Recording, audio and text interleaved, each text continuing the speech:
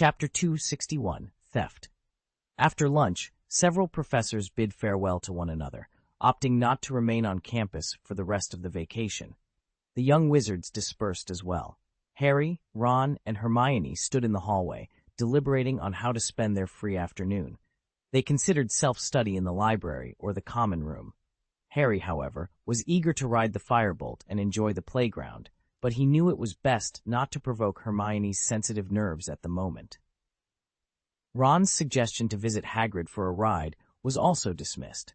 They had promised to help Buckbeak win his lawsuit, but despite reading numerous case files, they found few that could truly assist. Harry dreaded the thought of facing Hagrid with high expectations, only to hang their heads in disappointment. Ultimately, the trio decided to stroll across the grass to help digest the delicious meal they had just enjoyed. The extreme cold had turned the snow covering the ground into a fine powder. A gust of wind sent the powdered snow swirling into the sky, creating the illusion of a storm sweeping across the vast campus, reminiscent of a sandstorm.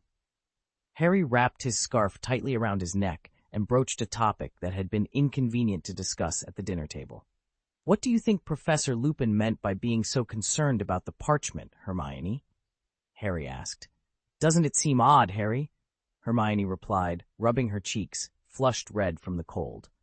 She glanced towards Professor Blaine's office.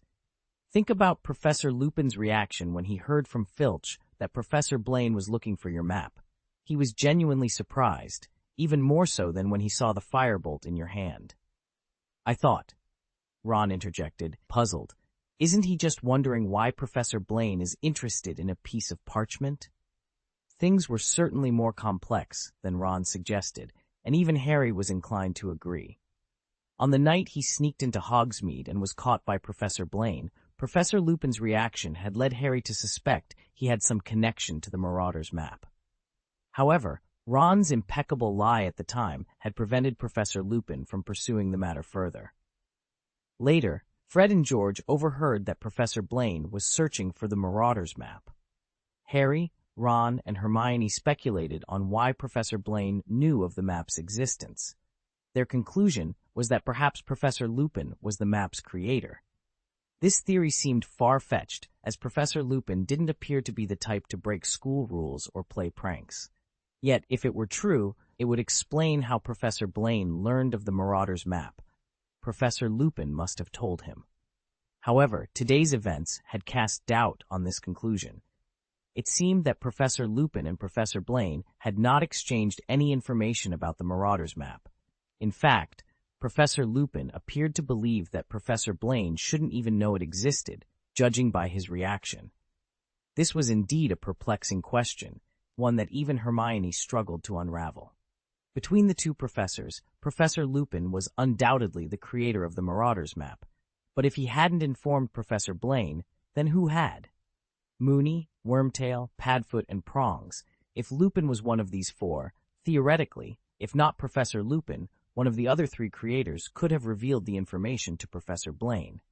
However, the other three were clearly not at Hogwarts now, or Lupin would have suspected them. Guessing alone would not uncover the truth of the matter. After discussing for a while, Harry, Ron, and Hermione continued their walk, pondering the mystery that lay before them. Atticus Blaine decided to give up and continue his investigation later. In the meantime, bathed in the pale sunlight, he and his friends engaged in a lively snowball fight. To add a magical twist, they used their wands to shape the powdery snowflakes into snowballs, launching them at each other with playful abandon. Initially, the game was harmonious, but when Hermione enchanted her snowballs with special magic like the royal curse, the balance quickly tipped in her favor. Despite Harry and Ron joining forces against her, they were soon overwhelmed by the heavy ice lumps and retreated, clutching their heads. Their cries of mock pain mingled with Hermione's hearty laughter, echoing through the windy yard. Over an hour later, the exhausted trio supported each other as they made their way back to the castle. In the foyer, they brushed off the snow and ice clinging to their clothes and boots.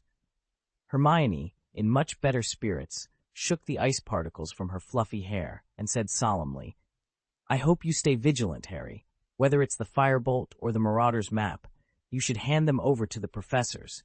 They'll ensure there's nothing wrong with them." "Don't, Harry," Ron interjected, grinning and making a face at Hermione. "The professors might return the firebolt, but do you really think they'll give back the Marauders map? It's not dangerous. Fred and George have used it for years, and they've helped Harry check it out." "If I hand over the map, Hermione," Harry added with a playful smile, "I can't expect Fred and George to use the bludger for me in Quidditch. They might just aim it at me because that map is their most treasured possession." Suddenly, the sound of footsteps echoed from the second floor, unmistakably those of the caretaker, Filch. Seeing the muddy water on the pristine marble floor, the trio quickly slipped away up the stairs on the opposite side, trying to avoid detection. "Dirty things, messing up the castle again. Who did it?" Filch's voice rang out a minute later as he appeared with Mrs. Norris, his scrawny gray cat. Enraged by the stains, he exclaimed, "Smell it, honey, we've got to find the little culprit who did this." Mrs. Norris leapt from his shoulder, sniffed the air, and darted towards the basement stairs. Filch followed closely and soon spotted a student emerging from behind a tapestry under Mrs. Norris's watchful eye. "Aha, it's you!" Filch bellowed, glaring at Malfoy with snot bubbles hanging from his fleshy nose. "Making a mess of the castle on Christmas Day. Come with me, Malfoy." "It wasn't me," Malfoy muttered, lowering his head. "It was Potter, Weasley, and Granger. You can see their footprints leading into the castle from outside, Filch." Filch looked skeptical, but Malfoy insisted. "They just went back to the common room. If you hurry, they might not have had time to clean their boots." "All right, Mr. Malfoy, come with me." Filch, convinced by Malfoy's words, grabbed his sleeve and rushed towards Gryffindor Tower. When the portrait of the fat lady swung open, Harry, Ron, and Hermione, who were playing wizard chess by the fireplace, were taken aback. As Filch and Malfoy entered, a mouse scurried out from under Malfoy's trouser leg, darting under the sofa and quietly climbing the stairs to the boys' dormitory. End of this chapter. Chapter 262, The Return. Atticus Blaine returned to Hogwarts at dusk, 3 days before the end of the Christmas holiday. At this time, the young wizards who had gone home for the holidays had not yet returned, but the deans of the 4 houses were already back, preparing for the upcoming semester. Atticus chose not to disturb anyone and headed straight to his office to check on how his friends were faring. To his surprise, the office was empty, spotless as always, with only the fireplace springing to life upon sensing his return. After placing his suitcase on the sofa, Atticus noticed a note on the desk, seemingly left by one of his friends. It read, "Atticus, Lenny and I discussed it.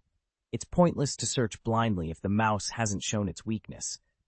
So we're staying at Lenny's old house for a couple of days. I heard you have tenure of that house and had planned to clean it over the holidays. We thought we could get a head start on that. If you're back at school, come see us at the old house, and we can throw a party to celebrate Lenny's freedom. Your faithful, Remus Lupin." The handwriting was not quite like Remus's usual script, and there was a lightness to the words, suggesting he was in high spirits when he wrote it. "What do you mean? I have the right to use that house?" Atticus muttered, a hint of amusement in his voice. "I hope these two don't forget that the Aurors from the Ministry of Magic are still keeping watch." He tossed Remus's note into the fireplace, where it was quickly consumed by flames, leaving a faint smell of scorched paper in the air. As the note turned to ash, Atticus's brow furrowed slightly. The Ministry of Magic was indeed still vigilant, and his friends should remain cautious. "All right," he sighed, glancing at the monitoring screen that displayed the deserted Hogwarts castle. After a moment's thought, he grabbed the coat draped over the bed and swiftly exited the office. The evening was settling in, and smoke was already curling from the chimney of Hagrid's hut on the edge of the Forbidden Forest. With his keen eyesight, Atticus could make out several figures inside the dimly lit room, likely Harry and his friends visiting. If he waited for the train to London, it would be midnight before he reached Grimmauld Square. The night bus was an option he preferred to avoid, so he opted for apparition. Though it required a significant amount of magic, it was undeniably fast. The world blurred before his eyes, and the sound of howling winds filled his ears. In an instant, Atticus traversed the distance, bypassing ancient defensive spells, and landed firmly in the narrow entrance hall of the old house. Upon seeing the state of the house, Atticus raised an eyebrow in surprise. The transformation was remarkable. The once dusty floors now gleamed, polished to a jewel-like shine under the light of a new chandelier. The walls, previously dark green and black, had been replaced with a more inviting sky blue. However, the portraits of the Black family ancestors remained untouched, their frames still blackened with age. On his previous visit, the house had been a shadow of its current self. The old lady who had thrown a fit at him was obscured by a starched curtain which had yet to be taken down. Atticus Blaine smacked his lips in mild irritation. Once the ownership of the house was officially transferred, he had no intention of keeping these picture frames that seemed ready to spring to life at any moment. A clanging sound echoed from the basement, suggesting someone was cooking. Atticus stepped forward and pushed open the door leading downstairs. "Ah, Atticus, it's you." Remus, who appeared both sad and awkward as he dealt with the potatoes on the chopping board, turned around at the sound. Upon seeing Atticus, a smile spread across his previously somber face. "When did you return to Hogwarts? Did you see the note I left?" Atticus nodded, still somewhat incredulous.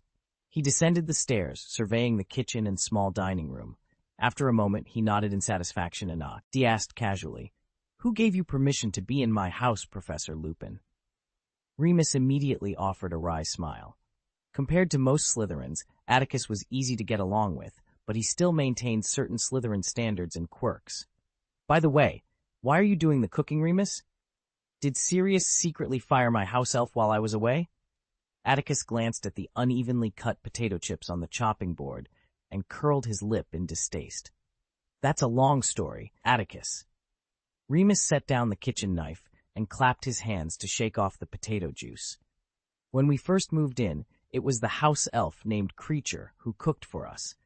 But as you know, it's unlikely to be very friendly to a werewolf like me. In fact, not very friendly is an understatement. It tried to poison my meals several times to drive me out of the house. If I hadn't spent years in the underground world and been alert to such poisons, I might have fallen victim to it." "Interesting," Atticus chuckled. Remus continued, "Later, Sirius was furious and ordered Creature to stop. Creature couldn't resist Sirius's command, but it was unwilling to comply. My meals gradually became more interesting, with things like dead rats in mushroom soup, spider legs and frog entrails in a salad, and succulents in roast chicken." "Remus, who are you talking to?" Sirius's voice suddenly called from upstairs, followed by the sound of hurried footsteps descending. Moments later, Sirius stood at the door leading from the hall corridor to the basement. Although less than 10 days had passed, Sirius looked much better than before. Perhaps it was due to having a few decent meals or letting go of some burdens. He no longer resembled a skeleton emerging from hell. His cheeks had filled out, his hair was clean and tidy, and he had exchanged the old robe Atticus had lent him for a black-gray one. He looked a bit more like he did 12 years ago. "Oh, it's you, Atticus," Sirius muttered, a hint of displeasure in his voice. "When I left Hogwarts, I had a feeling you would reveal yourself to Remus," Atticus said, following Sirius down the stairs with a playful or perhaps sarcastic smile. "But I didn't expect you to be so efficient, Sirius. You were discovered in less than 12 hours? End of this chapter. Chapter 263. To be honest, Atticus Blaine's evaluation was a bit harsh, as the exposure of Sirius was indeed an accident. Who could have predicted that Filch, fearing punishment, would ask Remus to convey that he hadn't found the Marauder's map, inadvertently drawing Remus's attention? For a moment, Sirius wanted to defend himself, but after a brief hesitation, he suppressed the urge and unexpectedly nodded at Atticus. "Anyway, Atticus, I have to thank you."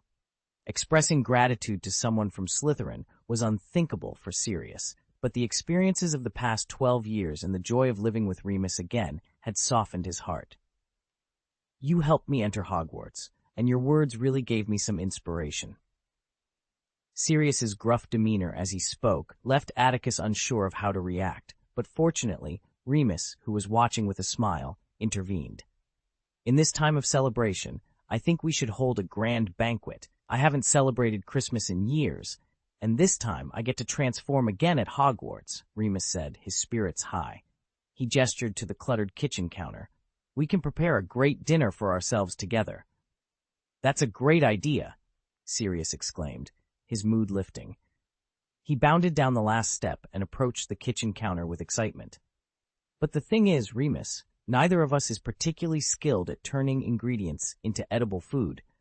Maybe I can get Clee to help, and we'll just watch to ensure we don't make things worse. Don't bother that old house elf, Atticus interjected. The soft lighting from the chandelier cast a warm glow over the large, cold-toned kitchen. Watching the two middle-aged men laugh and chat, Atticus couldn't help but smile and shake his head. He didn't want to make a fuss. Atticus draped his coat over the back of a chair, and with a flick of his wand, which had leapt from his rolled-up sleeve to his hand, the potatoes on the plate began to peel themselves. They lined up neatly, positioning themselves under the knives, which flashed with cold light as they sliced the potatoes into even pieces, sending them flying onto a new plate. Flames ignited on the stove, emitting green smoke intermittently, and a few steaks flew onto the iron plate. Amidst the crackling sounds, a faint aroma filled the kitchen. "Isn't that impressive, Atticus?" Remus remarked with surprise and admiration as he observed the orderly kitchen. "I didn't expect you to be good at this." "Just a personal preference," Atticus replied lazily. "I remember my father had some whiskey from Scotland in his room. I'll go look for it." For Sirius, such a warm scene was a rare treasure. Bursting with enthusiasm, he hurriedly excused himself and ran upstairs with thumping steps. This was a reunion of old friends, delayed for 12 years, and the kitchen was filled with a cheerful atmosphere. Throughout the dinner, no one mentioned anything related to Peter. Remus and Sirius shared amusing stories from their school days, carefully avoiding any mention of Snape. Atticus also recounted some interesting tales from his time at Hogwarts. Additionally, both Sirius and Remus were intrigued by the Chamber of Secrets incident that had caused great panic in the castle earlier that year. So Atticus shared a few details with them. As expected of James's son, Sirius, already a bit tipsy, exclaimed with delight when Atticus recounted the night Harry and Ron discovered the Chamber of Secrets and bravely entered the bathroom to save Ginny without any professors present. Immediately, the smile that had graced Atticus Blaine's face for most of the night vanished, replaced by a melancholy expression. "If it weren't for, perhaps I could have invited Harry and his friends to this dinner," he lamented. "There will be a chance, Atticus," Remus reassured him gently. "Remember, you're still Harry's godfather. Wait until the summer vacation. I believe everything will be resolved by then, and you can invite Harry to stay here for a few days. During the summer vacation, there's the Quidditch World Cup." "That's a great idea, Remus." Atticus's face lit up with a bright smile, momentarily transforming him back into the handsome and charming young man he once was. "We can go together then." "Gentlemen, before you start dreaming of a better future," Atticus, weary from the journey, rubbed his temples and stood up. "Could someone help me tidy up a bit?" "It's okay, Atticus." Sirius, emboldened by too much wine, slung an arm over Atticus's shoulder and said, "Creature can handle that." Sirius called out to the ceiling, but despite his repeated shouts, Creature did not appear in the kitchen. "Oh, what's going on?" Sirius was about to storm upstairs in anger, but Remus stopped him. "Apparently, he's pretending not to hear Sirius." "How dare a house elf defy his master's orders?" Atticus remarked in amazement. In fact, when we first arrived, he didn't dare to openly ignore Sirius's instructions, Remus explained helplessly. "But as we started disturbing the house, you know, Atticus, it's just too much to handle in a place that's probably been around for centuries." Sirius wanted to throw away some useless stuff, which thoroughly annoyed Creature. He used various excuses to ignore Sirius's orders, never appearing in front of us, and would always take advantage of our inattention to hide the useless things that had been cleared out and the valuable antiques in the house, just to prevent Sirius from discarding them. "I can bet." Sirius pointed to a cupboard a few steps away with a sneer. "That's where Creature usually sleeps. There must be a lot of hidden things that supposedly show the glory of the noble black family, but are actually worthless." "That's not going to work," Atticus frowned. Neither you nor Creature can secretly collect and throw away things in this house without my permission. Sirius's face froze as he remembered that the current ownership of the house was in Atticus's hands. That's worthless rubbish, Atticus, Sirius emphasized unhappily. It's worthless. It doesn't matter if you say it's worthless, Sirius. Atticus gestured towards the cupboard, and with a click, the door opened. A jumble of items flew out, led by a pair of stained trousers. Those are my father's pants. Creature must use them to remember my father, Sirius said, as if the trousers could prove his point. I told you, Atticus, they're all useless things. Not necessarily, Sirius, Atticus replied, squatting down to examine the pile of fragments on the ground by the soft candlelight. He controlled a silver snuff box to float in front of him, studying the inscription with great interest. This is a masterpiece of goblins. In the 18th century, it could be worth 300 galleons in the underground world. Oh, dare you say this is rubbish? I think your mother's assessment of you was correct to a certain extent. Spendthrift. Sirius was speechless, while Remus chuckled and said, Atticus is an expert in this field, Sirius.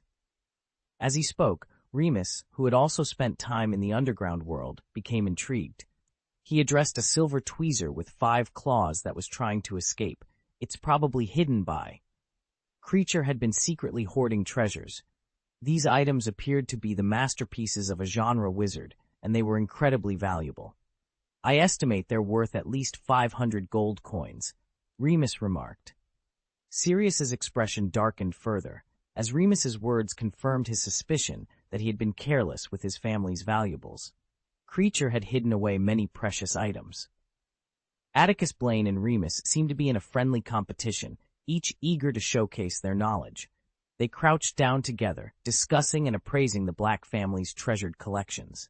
Although Sirius had been familiar with these items since childhood and knew their origins, he struggled to assess their market value. This music box, Remus said, snapping out of his reverie as he carefully picked it up. We should be cautious. The music it plays might have hypnotic properties. I'd estimate its value at around 100 galleons. My turn, Atticus exclaimed with excitement as he picked up a gold chain adorned with a matching gold locket. Just then, a candle on the dining table's candlestick flickered out, casting the kitchen into a dimmer light. Atticus gazed intently at the locket, and gradually, the confusion in his eyes cleared. The flush on his face from drinking quickly faded, and his lavender eyes took on a profound depth. I can give this, he began, his voice trailing off. Suddenly, a mischievous smile spread across Atticus's face, and he continued with an air of mystery. 8,000. End of this chapter. Chapter 264. The story of Regulus, Remus, and Sirius paid little attention to Atticus Blaine's silence and hesitation. They assumed he was simply trying to recall the origins of the golden locket and needed a moment to think. However, when Atticus finally spoke about the locket's value in an unusual tone, both Sirius and Remus looked at him in disbelief. You can't just say that to one-up me, Atticus, Remus joked, his eyes fixed on the locket. In all fairness, it was indeed a stunning piece of art. Despite the passage of time, the intricately designed locket still emitted a mysterious golden glow under the dim candlelight. It was adorned with numerous clear and pure gemstones and ancient symbols like Niwen. The most striking feature was the serpentine S in the center, embellished with sparkling emeralds. If this thing is worth 8,000 galleons, Atticus, Sirius said incredulously, then I'll break Creature's leg. Atticus's playful smile deepened. Was this some kind of special fate? Let me just ask a question, Atticus said, standing up with his hands on his knees, gripping the locket's chain tightly. He showed the box to the bewildered Sirius. Do you know the origin of this thing? Atticus's implication was clear. This item was particularly dangerous. Remus leaned in closer, his expression serious. He studied the S for a long time before saying uncertainly, I'm not sure, Atticus. Does this look like a Slytherin crest? Oh, Sirius blinked, speechless. Are you trying to scare us? Judging by Sirius's reaction, it seemed he truly didn't know the locket's origin. Unlike Lucius Malfoy, Sirius was not a follower of Voldemort. Then let me ask it another way, Sirius, Atticus said, shaking his head. Has anyone in this family ever worked for Voldemort? At the mention of Voldemort, the kitchen immediately grew cold and somber. Remus and Sirius's expressions turned grave, realizing that Atticus might have stumbled upon something extraordinary. "What do you mean, Atticus?" Remus asked solemnly. "Are you saying this locket came from Voldemort? Have you seen any of his dark magic on it?" Atticus remained silent, waiting for Sirius's response. His question had clearly stirred unpleasant memories for Sirius, whose expression turned dark and brooding. "I used to have a younger brother named Regulus, who was a Death Eater," Sirius said tersely, unwilling to elaborate further. Remus, already aware of this, showed no surprise and turned his gaze back to Atticus, awaiting his explanation. "Before?" Atticus narrowed his eyes, pressing further. "He was killed by Voldemort," Remus interjected, seeing Sirius's reluctance to discuss his brother. "This happened before Sirius's own troubles. Sirius once told us that after Regulus died, he tried to uncover the reasons behind his brother's death. May I continue, Sirius?" Remus asked. "I don't know why you're so interested in this, Atticus," Sirius said, staring blankly at the locket. "But since you seem to care, let me tell you about my naive and foolish brother." The three of them sat at the uncleared dining table as Sirius recounted his younger brother's past and the information he had gathered. From all indications, that foolish boy was probably afraid of what Voldemort was doing and wanted to quit.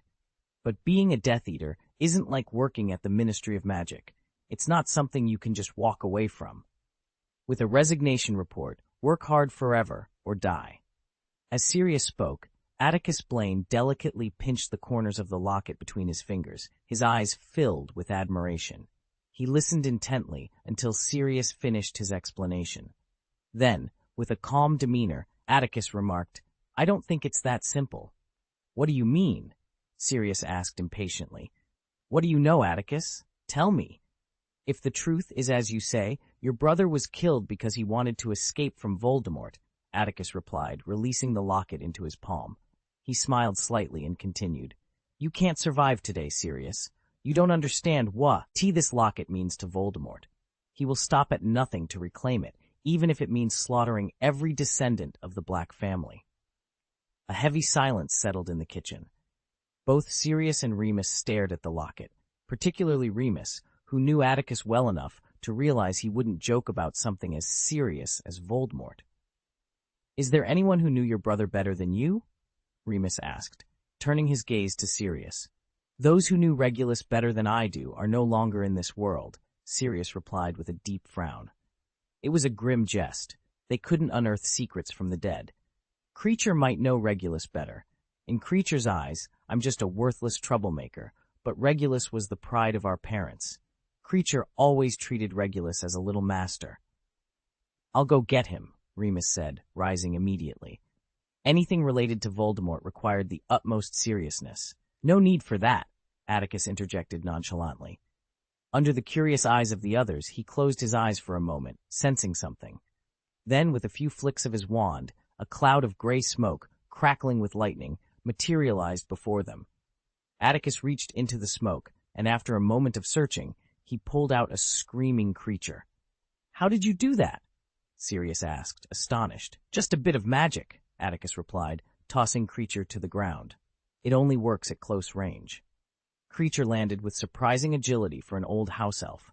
He first noticed the pile of items on the ground, then fixed his watery gray eyes on Sirius, ready to speak. But his gaze shifted to the locket in Atticus's hand. In the quiet kitchen, a blood-curdling scream erupted. Kreacher gasped heavily, his frail chest heaving as he leaped into the air, rushing toward Atticus with desperation. "The locket! Master Regulus' locket!" Kreacher failed to complete the order, but Kreacher will not let anyone take the locket away. End of this chapter. Chapter 265, The Story of Regulus. With a flash of light, Kreacher was thrown back to the ground by Atticus Blaine's magic. Before anyone could intervene, Kreacher leaped up again. This time, instead of attacking Atticus, he rushed to the red-hot hearth, grabbed a poker, and began to beat himself. The scorching poker struck Kreacher, who cried out in agony, leaving shocking black scorch marks on his gray skin. The air filled with an unpleasant burnt stench. Atticus remained unfazed, but it quickly dawned on him that Kreacher might know something about the locket. "What on earth are you doing?" Remus exclaimed, swiftly drawing his wand and snatching the poker from Kreacher's hand. Sirius, regaining his composure, roared and rushed forward, pinning Creature to the table. "Stop! I command you to stop! Don't hurt yourself anymore!" Creature immediately froze, lying rigid on the dining table, his eyes fixed on the locket in Atticus's hand, tears streaming from his sunken eyes.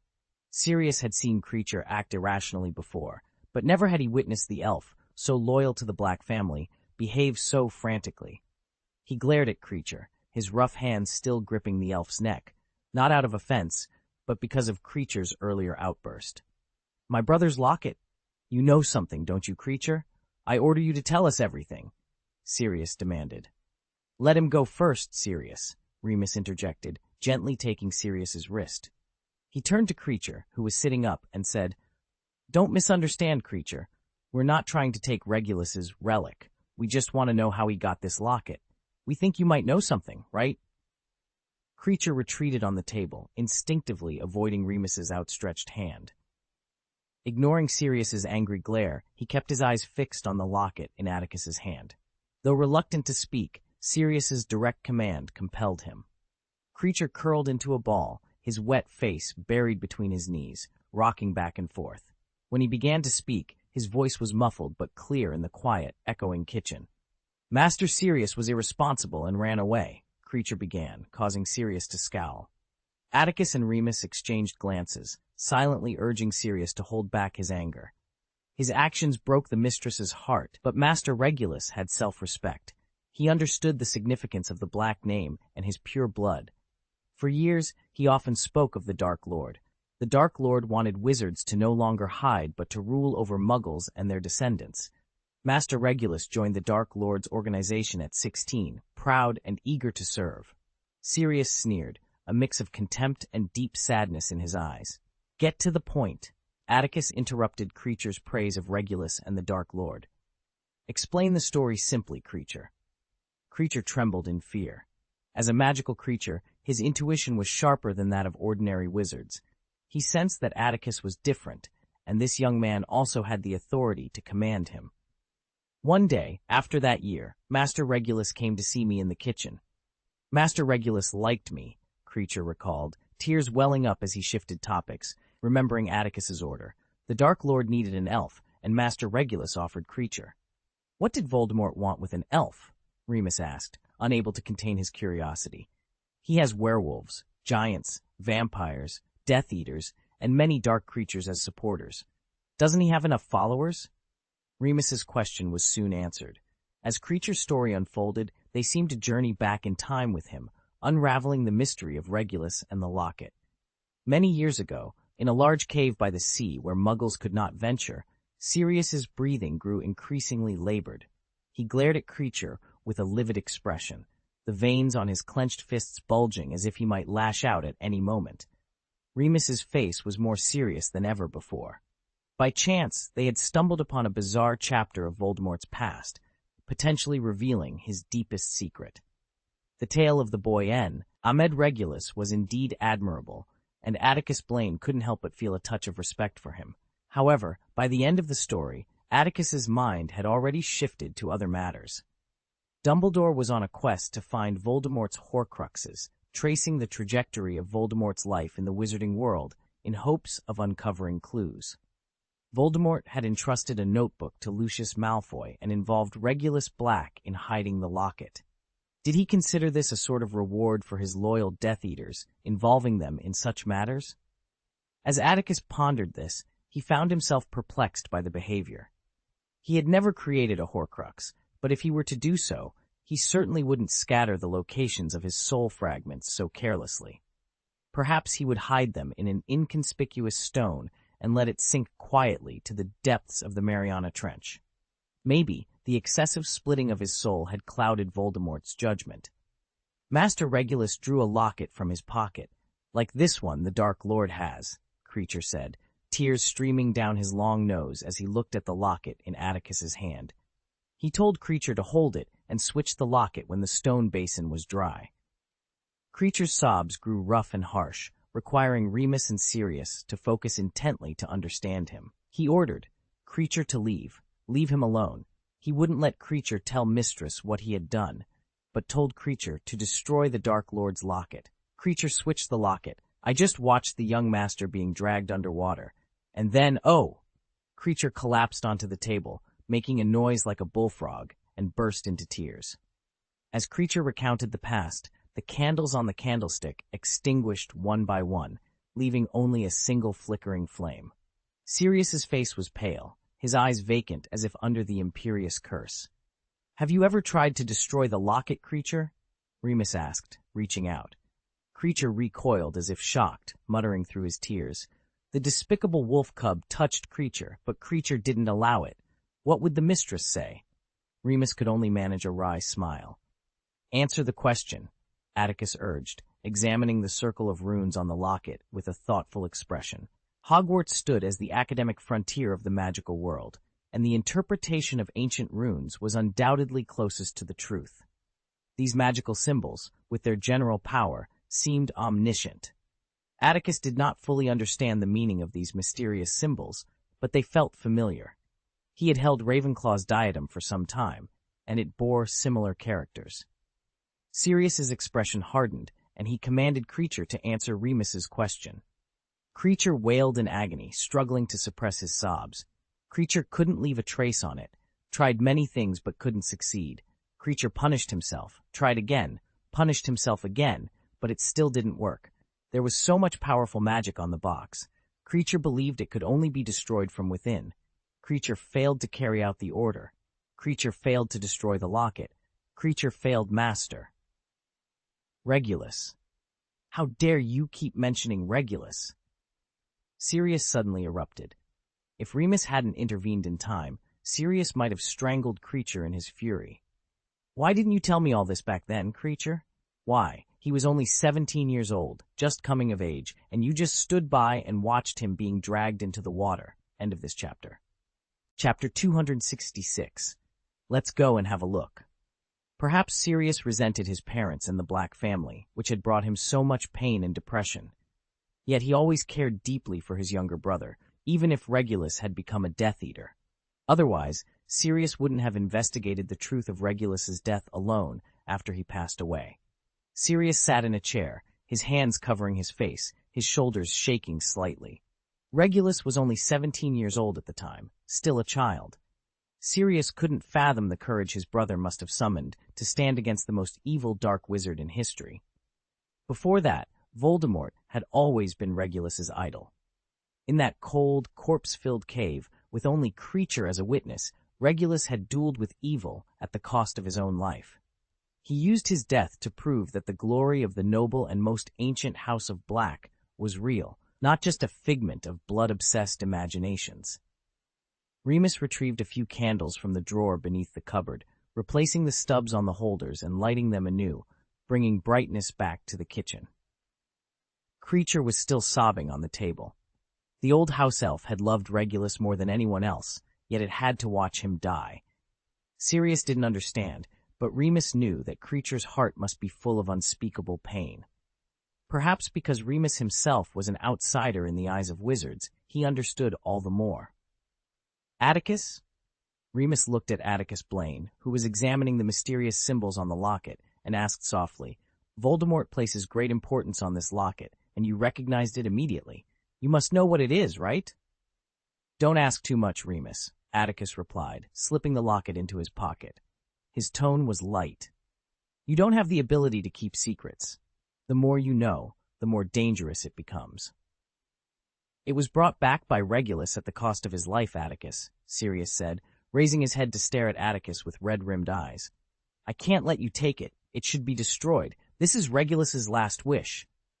"You lack the ability to do that." Atticus remained unmoved. "Moreover, this locket possesses powerful, deceptive magic. If you keep it close for too long, you'll become Voldemort's puppet. Only wizards proficient in occlumency and with high magical power can resist its temptation."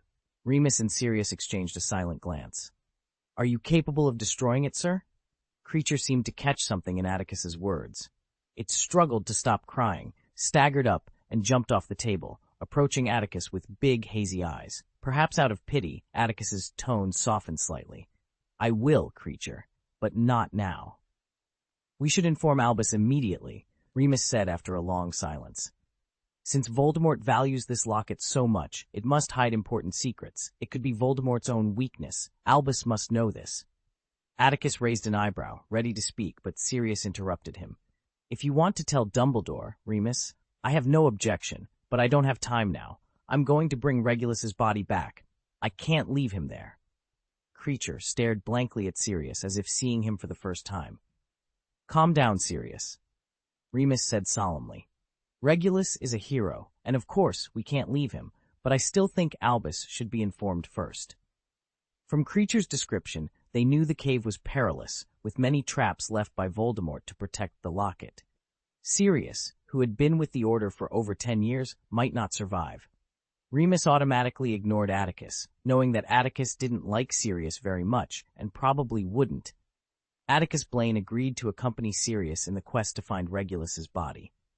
I'm not afraid of danger, Remus, Sirius said, his gray eyes brimming with tears. I've let Regulus rest in that icy lake for over a decade. Now, I want to bring him back, to give him a proper burial. We can't wait any longer. The thought of his brother's body lying alone in that dark, damp cavern filled Sirius with an overwhelming saddening. Upon hearing Sirius's words, Creature let out a loud wail and began to beat his head in despair. Remus grimaced, never having imagined that such a tragic turn of events would occur at the dinner party meant to celebrate Sirius's return. What should they do now? Given the true cause of Regulus' death, Sirius had already lost his composure. Remus wasn't surprised by Sirius's reaction. He had known him long enough to expect such behavior. Let's go and see. Atticus Blaine unexpectedly volunteered to accompany Sirius, much to Remus's surprise. Atticus smiled at Remus, who was taken aback. Regulus's brave and fearless actions are truly admirable. A hero like him deserves a proper resting place. Besides, I'm somewhat intrigued by that cave. It would be wise to gauge Voldemort's strength in advance. Remus felt a shiver run through him. Atticus' words were clear. He believed that Voldemort would inevitably return to the wizarding world. Albus shared this belief, which almost confirmed that the merciless yet powerful Dark Lord would one day stand before them again. When that time came, how many of them would survive the resurgence? Thank you, Atticus, Sirius said, his lips pressed into a thin line. This was originally my responsibility. With Atticus joining them, Remus still felt uneasy, but he had nothing more to say. He had witnessed firsthand the formidable power of this young wizard, and Dumbledore's remarks had only reinforced Atticus's strength. Take us to that cave, Creature, Sirius declared impatiently once the decision was made. However, Creature hesitated, casting a wary glance at Atticus. Under Sirius's urging, Creature finally spoke, trembling. Mr. Blaine, your magic is too powerful. I'm afraid old Creature won't be able to take you. Ah, that is indeed a problem, Atticus said, patting his forehead. He then turned to Sirius. The two of you follow Creature first. Carry the anchor point I've set on you, and I'll apparate there myself using the marked position. End of this chapter. Chapter 267. Similar Approaches. It was about 11 o'clock in the evening. A bright, round moon hung in the southwestern sky, casting a cool glow over the landscape. The night was clear, with no clouds to obscure the view, and the sky was a tapestry of faint stars embedded in the unfathomable darkness. The temperature was very low, and the waves near the shore were mixed with countless shards of broken ice. As the waves crashed against the reef, they created a sound reminiscent of thousands of galloping horses. Suddenly, Atticus Blaine, now clad in a wizard's robe, appeared behind Sirius, startling him. Sirius was standing on the edge of a black rock on high ground, cautiously peering out at the sea below. "Is it here?" Atticus asked, scanning the area with vigilance. Behind them loomed a cliff, its steep rock face plunging into darkness, making it impossible to discern any details. On the coast below, numerous black, goose-like creatures stood. The landscape was barren, with no sign of smooth rocks, lawns, or sand, only desolation. How did Voldemort find this place? Remus wondered aloud, perplexed by the surroundings. There's nothing magical about it, and I can't fathom how Voldemort discovered it. Perhaps Dumbledore could answer that question, Atticus replied cryptically. His gaze shifted to the cliff on the right, his eyes narrowing as if he had noticed something. "Where is Regulus, Creature?" Sirius asked, his focus solely on retrieving his brother's body. He was indifferent to why Voldemort had hidden the seemingly important locket on this desolate coast. "There is a gap in the cliff over there, young master." Creature pointed to the steep rock wall. "Creature can enter by himself, but he cannot bring Master and Master Wolf Remus with him. Creature cannot break through the magic there." "Atticus, did you find something?" Remus inquired, noticing Atticus's unusual demeanor. "The magic flow in that area is unnatural," Atticus replied tersely. He moved to the edge of the black stone, his eyes tracing the uneven grooves beneath the rock until they settled on a layer of ice slag on the surface, with the sea's undercurrent surging below. "We're not very lucky. The tide is high, and we may have to swim a considerable distance to get in," Atticus stated calmly. "Then let's do it," Sirius declared immediately. "My animagus form is excellent for swimming. That's how I swam back to the mainland from the isolated island where Azkaban is located." As he spoke, a black light flashed, and Sirius's body became as pliable as dough. After a moment of twisting, a black dog the size of a bear stood before them. "All right," Atticus said, tapping Creature with his wand. "I've placed a positioning mark on you. Apparate into the cave first, and I'll swim in with Remus and Sirius." After some preparations, they finally stood in the icy seawater at the edge of the stone. The fierce sea breeze carried a pungent smell of salt and seaweed, which was nauseating. Additionally, the irregularly shaped, sharp-edged ice in the sea constantly battered their calves. In such an environment, diving into the sea was indeed a perilous endeavor. The tip of Atticus's wand emitted a translucent white radiance, akin to the guiding light of a lighthouse on the shore, warm and reassuring. "I'll lead the way, Remus will follow me, and Sirius will bring up the rear," Atticus instructed, his steady voice providing comfort in the night that seemed poised to swallow them whole. Both Remus and Sirius naturally accepted Atticus as the leader of the operation and followed his orders. The undercurrent beneath the sea's surface was more complex than anticipated, with cold currents converging from all directions. Atticus Blaine and his adventure team plunged into the abyss. With a glowing wand clenched between his teeth, Atticus cast the bubble charm on himself, Remus, and Sirius, ensuring they wouldn't have to worry about breathing underwater. However, the sea was frigid. Before long, Remus's face turned ashen, and he began to struggle. Clutching high, his right leg in pain, he sank weakly to the ocean floor. Fortunately, Sirius noticed his distress. Grabbing Remus by the collar with his mouth, he swam forward with all his might, using a classic dog paddle stroke. Soon, the gap they had entered transformed into a dark tunnel. During low tide, one could walk through it, but now it was completely submerged. The secret passage was narrow, with only 3 feet between the slimy rock walls on either side. In this confined space, Atticus could no longer swim forward. He summoned all his strength to push through the last stretch. Finally, after 10 arduous minutes, Atticus emerged from the sea and stood on the remaining steps. Creature, standing 20 feet away in the cave, sighed in relief upon seeing Atticus's head break the surface. "I almost thought I was going to die in the ocean," Remus gasped, climbing onto the ledge on all fours and leaning heavily against the rock wall. Sirius returned to his human form, bending over and panting heavily, clearly exhausted. Atticus, however, was already in exploration mode. He left the 2 middle-aged men, who seemed somewhat out of their depth, and stood in the center of the cave, examining the surrounding rock walls and the high dome with the light of his wand.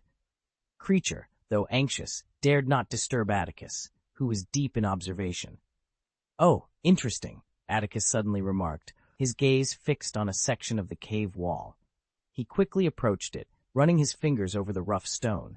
His lavender eyes darkened, and a vortex appeared in their centers. "What's going on, Atticus?" Sirius and Remus asked, supporting each other as they approached, staring at the rock wall in confusion. "We're in the vestibule.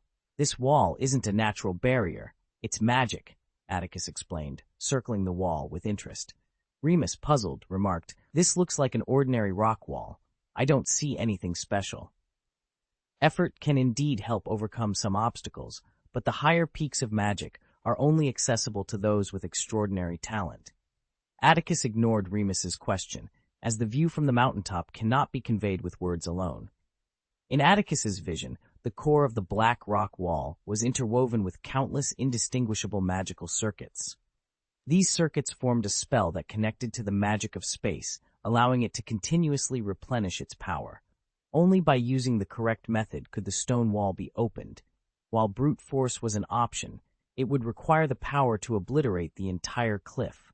Voldemort likely borrowed an idea from his ancestors, Atticus mused after a long pause, stepping back with a smile, but added a touch of his own style.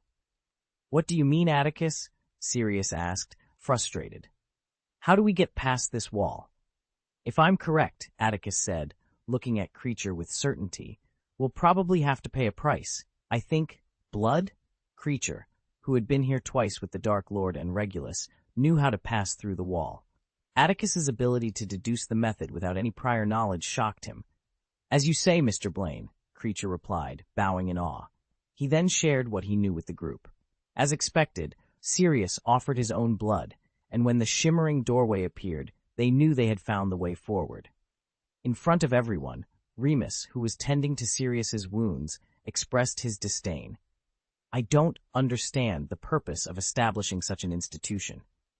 "It can only be speculated," Atticus Blaine replied, leaning slightly with his hands clasped behind his back. He gazed intently at the edge of the luminous door, intrigued. In the unseen realm of magic, the life force and magical energy drawn from blood sustained the glowing portal. However, as this power was gradually consumed, the door's outline began to shrink slightly. Voldemort likely intended to weaken any wizards who ventured here, Atticus continued, noticing Remus's confusion from the corner of his eye. If more than one wizard arrives, the significance of this diminishes. Naturally, I doubt Voldemort would permit a large group to approach the dark magical artifacts he seeks to conceal and protect. Therefore, beyond this door, there are probably other defenses in place. End of this chapter. Chapter 268. The fairy Atticus Blaine led the way, guiding two companions and a house elf named Creature through the Schwoman cave. In an instant, time and space shifted, revealing a scene so strange it defied description. Although Creature had recounted it before, witnessing it firsthand was far more soul-stirring than mere words could convey. They stood on the shore of a vast, black lake, its expanse so great that the opposite bank was lost to the horizon. It seemed likely that an underground river connected this lake to the sea. The cavern was enormous, its ceiling so high that even the bright light from Atticus's wand couldn't reach it. In the distance, a dim green light flickered, casting an eerie glow on the lifeless water below. Apart from the green light and the glow of Atticus's wand, the surroundings were shrouded in an impenetrable darkness, thicker and more oppressive than any ordinary night. Just gazing into it could evoke a sense of despair. Creature cowered in fear, while Sirius and Remus were equally stunned by the otherworldly scene, rendered speechless. Anti-apparition, no flying, no summoning, magic power band, curse. Atticus squinted, scrutinizing the space above the lake, which was saturated with powerful enchantments. His expression darkened slightly. Such a massive magical undertaking was not the work of a day.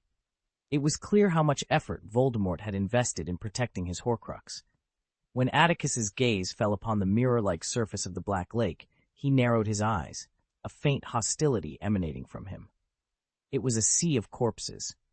Inferi were not inherently terrifying. Atticus himself had used them to teach young wizards. But here, within his line of sight, Atticus saw hundreds of Inferi. Judging by their clothing, they were all muggles, men, women, the elderly, children, and even a baby, swollen with edema, appearing no more than a year or two old.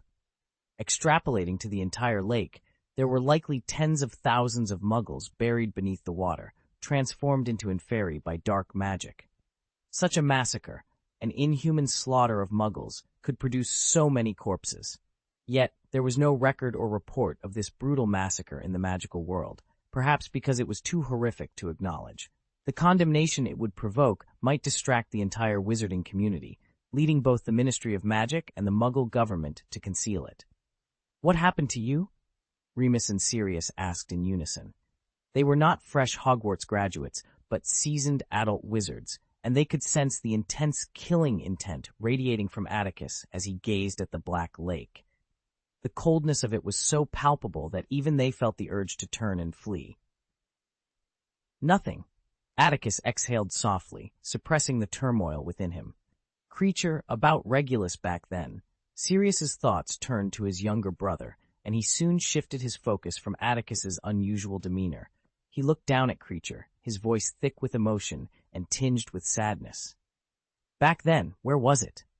There's an island in the middle of the lake, Master Sirius. Creature whimpered, unable to face the memory of Regulus's death. Covering his large gray eyes, he pointed a slender finger toward the green light. Creature was there and saw Master Regulus being dragged into the water by the hands of those corpses. Hearing Creature's words, Sirius surged forward, driven by a mix of urgency and sorrow. Atticus Blaine considered slipping off the shore to swim across the lake, as he had done before. "Wait, Sirius," Remus exclaimed, grabbing his arm. "Have you forgotten what Creature said? There are ghostly corpses in this lake, and there might be many of them." "Let go of me, Remus," Sirius shouted defiantly. "I'm going to find Regulus. Those in Fairy can't stop me." Remus was about to argue further when Atticus interjected calmly, "If he wants to die, why stop him?" This unexpected remark silenced Sirius, who ceased his attempts to jump into the lake. "Do you remember where the boat was, Creature?" Atticus asked, turning his attention to the house elf now that Sirius had quieted down. "Creature remembers, Mr. Blaine," Creature replied. For years, Creature had been secretly trying to destroy the locket, haunted by the memory of Regulus's death. Upon hearing the question, he sprang from Sirius's side, leaning against the rock wall, and led them to the right. After a few minutes, they arrived at a different spot, but there was nothing there. Creature forgot the exact location of the boat, Creature admitted, his voice trembling. In frustration, he began to bang his head against the rock wall, punishing himself. Remus stopped Creature from self-harming and was about to question Atticus when he noticed Atticus moving past Creature. Atticus hurried forward and finally stopped about 30 feet away from them. "I think I've found it," he announced. Atticus reached out from the narrow rocky path, grasped something, and tapped his fist with the wand in his other hand. Instantly, a thick green copper chain emerged from the lake, stretching rapidly toward the shore until it reached Atticus's clenched fist. With a final pull, the chain roared to life, pulling a small boat from the lake's depths. "If I didn't know better, Atticus," Remus said, hurrying over and eyeing Atticus's impassive face with curiosity, "I'd think you've been here many times." "How did you discover it?" Sirius asked, equally amazed. "Where there's magic, the concentration of magical energy differs from the surrounding environment. Any wizard with decent perception should be able to detect the clues," Atticus explained, eyeing the small boat that could carry only 2 people at most. "This is likely a barrier Voldemort set to prevent too many wizards from approaching the locket simultaneously." "Why can't we just make 2 extra trips with the boat?" Sirius asked, puzzled. "I don't think the boat will return automatically once it reaches the island unless it senses that the person on the island is dead," Atticus mused. "It's not about weight, it's about magical energy." Remus and Sirius, unable to follow Atticus's muttering, waited impatiently for him to decide their next move. Without hesitation, Atticus stepped forward and leaped into the center of the boat. As he landed, the boat dipped heavily, the waterline rising 5 or 6 inches, and the hull shook violently, threatening to capsize. "Come back, Atticus!" Remus and Sirius shouted in unison, reaching out to pull him back to shore, fearing the consequences if he fell into the water. But after a moment of rocking, the boat stabilized and nothing happened. Atticus glanced at the edge of the boat, noting there was only an inch left before the lake would spill over the side and into the cabin. He then looked back at Sirius and Remus on the shore, making a quick calculation. After reading it, I suddenly understood what was happening in my heart. Creature can apparate to the middle of the lake. You two, come aboard. It won't be a big problem. In reality, the issue still lingered. Both Sirius and Remus were adult wizards of average size. While their magical abilities wouldn't overly burden the boat, their physical size posed a significant challenge for the small cabin. Atticus Blaine navigated through numerous complications, transforming Sirius into Lenny. Remus then stepped into the boat, carrying Lenny in his arms.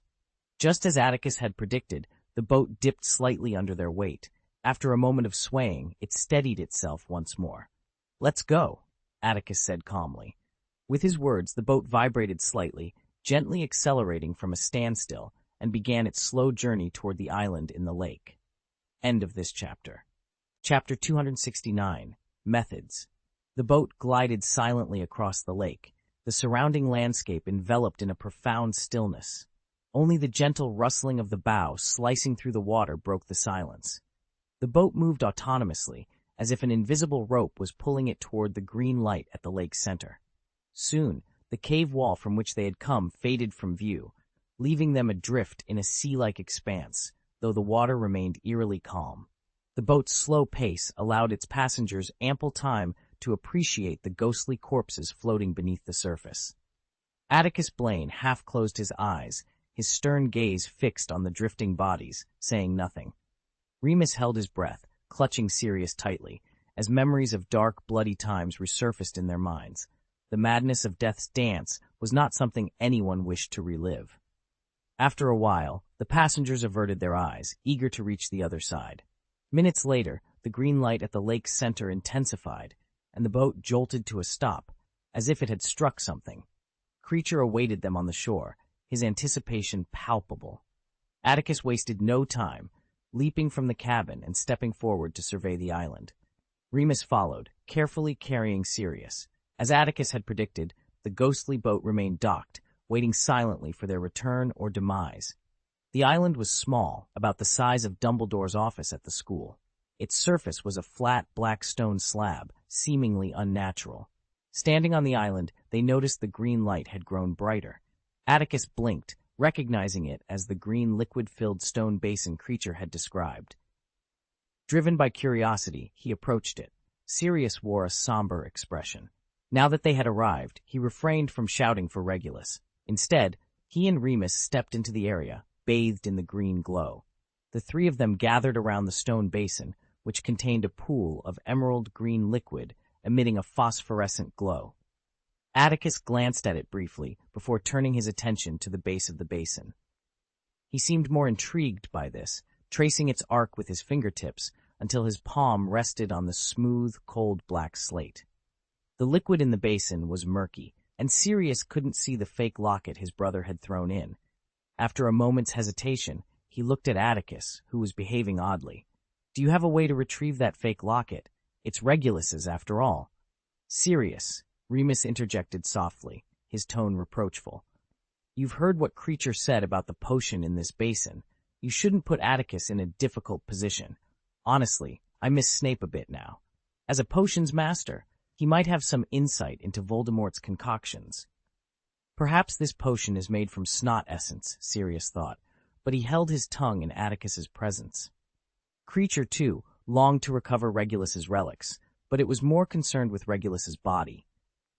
Its eyes kept darting to the spot where Regulus had been dragged into the water by the Inferi, a memory it couldn't face directly but could never forget. Now, Creature dared not remind the three of their purpose for coming here, especially not to disturb Atticus. It knew that retrieving Master Regulus's body from the lake depended on the means of the... Atticus Blaine, the new owner of the old black house, considered the options before him. "It depends on how much you're willing to pay," he said, clapping his hands and rising to his feet. "There are two ways. The simple one is just like what Regulus did back then. You drink the contents of the basin. It's not fatal, but it will incapacitate you. I suspect Voldemort's intention was to interrogate anyone who found their way here, to learn how they discovered this place and their purpose for seeking the locket. To be honest, if it weren't for the search for Regulus' body, Sirius would have been reluctant to let anyone drink the potion on the island. He wasn't in a position to make such a demand, even if they volunteered. He was deeply grateful to Remus and Atticus for accompanying him to this perilous cave. When Creature, the house elf, showed eagerness to help, Sirius stopped him with a glance. Even Regulus had understood the need for sacrifice, and Sirius would never stoop so low as to order Creature to drink the potion. "What about the second way?" Remus inquired on Sirius's behalf. "The only way to consume the potion in the stone basin is to drink it," Atticus explained, tapping the palm of his left hand rhythmically with his wand. He surveyed the darkness surrounding the island and smiled wryly. The base of the stone basin is connected to the earth, linking the magic power throughout this vast space. To destroy the potion violently, you'd have to deplete the cave's magic to an extremely low level. However, due to the phenomenon of magic negative pressure, there's a risk the mountain above could collapse. Normally, this is a foolish and thankless solution, but tonight it aligns perfectly with my plans. The mention of a mountain collapse sent a shiver through the two middle-aged men, who instinctively glanced at the cave's ceiling, hidden in the shadows. If the cave truly collapsed, hundreds of thousands of tons of rock would come crashing down. Without the ability to apparate and escape directly, no wizard could withstand such devastation. Let's focus on finding Regulus first. Atticus, Sirius suggested, quickly changing the subject to divert Atticus from his reckless thoughts. Finding Regulus's body was indeed the top priority. Atticus nodded in agreement. Creature, you remember where Regulus was dragged into the water, don't you? Creature will never forget, sir, the old house elf replied, wiping tears from his cheeks and pointing in a specific direction. Very good, Atticus nodded with satisfaction. He noticed Remus had already drawn his wand, adopting a defensive stance. While Sirius held the wand of a black family ancestor, his gaze fixed resolutely in the direction Creature indicated. The ghostly corpses won't attack one by one. Until Regulus appears, you'll need to handle them yourselves. I won't intervene, Atticus concluded, leaving the task to his companions. End of this chapter. Chapter 270. After surveying the area and assessing the density of corpses beneath the lake near the island, Atticus Blaine withdrew his gaze. He noticed Sirius and Remus standing ready, prepared for battle. With a slight nod, Atticus raised his right index finger, which had been resting on the base, and tapped it lightly. A faint buzzing sound resonated as a breeze materialized from nowhere, originating from where his finger had touched. It swiftly spread outward, causing ripples to form on the black lake. Suddenly, violent waves erupted on the surface, and countless pale, rigid corpses emerged from the water. Their gray, lifeless eyes fixated on the people on the island, and the eerie green light reflected off their faces. Though they remained silent, the atmosphere was charged with an imagined, deafening roar. I've never seen anything like this, Padfoot, Remus admitted, his voice betraying his unease. Despite his experience in brutal wars, the sight made his legs weak, and sweat trickled down his forehead. Can't be worse than a Death Eater, can it, Moonface? Sirius replied, his voice trembling slightly. Yet, he forced himself to meet the misty eyes of the ghostly corpses, refusing to back down. The charge had begun. In the distance, the ghostly figures floated toward the lake's center. Around the island, hundreds of infernal corpses advanced from all directions, moving stiffly and huddled together. As they reached the shore, Sirius and Remus instinctively stood back to back. Sirius was the first to launch an attack, casting a spell. A sickle-shaped blue light shot out, severing the legs of the leading infernal corpse from a distance of 60 feet. However, this did not incapacitate it. Along with its fallen companions, it crawled forward on its arms, slowly but relentlessly. Whoosh! A thin rope shot from the tip of Remus's wand, binding several infernal corpses to the ground and momentarily halting their advance. Yet the tide of corpses from other directions continued to press forward, creeping toward the center. The nearest was only 30 feet away. Such slow progress was unacceptable. Sirius and Remus realized they might be overwhelmed in less than 2 minutes if they didn't change their strategy. They accelerated their attacks, moving in tandem across the small island. Bright, colorful spells pierced the quiet air, disappearing over the lake. From above, it looked like a grand fireworks display. Creature, the house elf, played a crucial role. Though his attack methods were simple, they were effective. Old Creature leaped about, sending out flashes of silver light with his fingers, pushing back the corpses attempting to land. See Regulus, Sirius, Remus shouted, still weakened from his recent transformation in the icy sea water. The intense battle was taking its toll. After felling a few more infernal corpses, he called to Sirius. We won't last unless we use fire against these inferi. Hold on, Remus. Creature and I are searching for it. Sirius, drenched in sweat, shouted back. He leaped onto a partition wall conjured by transfiguration, kicking off to continue the fight. Atticus Blaine kicked away a middle-aged infernal corpse that was trying to grab his trouser leg, his eyes scanning anxiously among the moving heads. Suddenly, a thunderous boom echoed across the lake. Nearly 100 feet from the shore, a massive creature burst from the boiling waters. It resembled a rhinoceros, with gray skin that shimmered with a metallic luster, especially on the long horns atop its head. Though clearly deceased, the beast retained formidable power, effortlessly sending dozens of yin corpses flying. Some were even disemboweled by its hard, sharp horns, their white intestines and transparent mucus scattering through the air. "There's a poison horn beast here," Sirius exclaimed, nearly retching but managing to hold it back. He leaped off the low wall, his face a mask of horror, and staggered backward a few steps. Once steady, he turned to Atticus, who stood by the stone basin and pedestal, and he shouted, "Help, Atticus! We can't handle this!" In an instant, silence fell. In the unseen realm of magic, a powerful storm of energy radiated from where Atticus stood. His deep eyes, like swirling millstones, seemed to ignite with a thunderous roar. The splashing water and the undulating lake surface, whether on the island or in the shallow water, and even the 2-ton poison horn beast, all appeared trapped in an extended time domain, moving slower than sloths. "Hurry up and find." Atticus's calm words snapped Sirius, Remus, and Creature out of their stupor. Remus, looking at a pale hand reaching for him, wore a puzzled expression. "It's unbelievable, Atticus. How on earth did you do it?" "I interfered with the normal flow of magic in the area," Atticus replied coolly. "Don't waste time. Voldemort has set up numerous defenses here. Maintaining this state while resisting these dark magics is draining." Meanwhile, ghostly corpses continued to converge on the island in an endless stream. As they crossed into a certain area, their movements slowed immediately. Remus gazed at Atticus's transformed eyes with a complex expression, realizing that this young man's future achievements might rival those of Albus Dumbledore. "There!" Creature suddenly shouted excitedly. "Master Sirius, Creature has found Master Regulus." All eyes turned to where Creature pointed. There, at the edge of the frozen area, was an infernal corpse that stood out. Unlike the other Muggle yin corpses in the lake, this one appeared to be about 20 years old, clad in a black wizard robe, with a prominent black family emblem on his chest. Regulus bore a striking resemblance to Sirius, though he was shorter and appeared frail.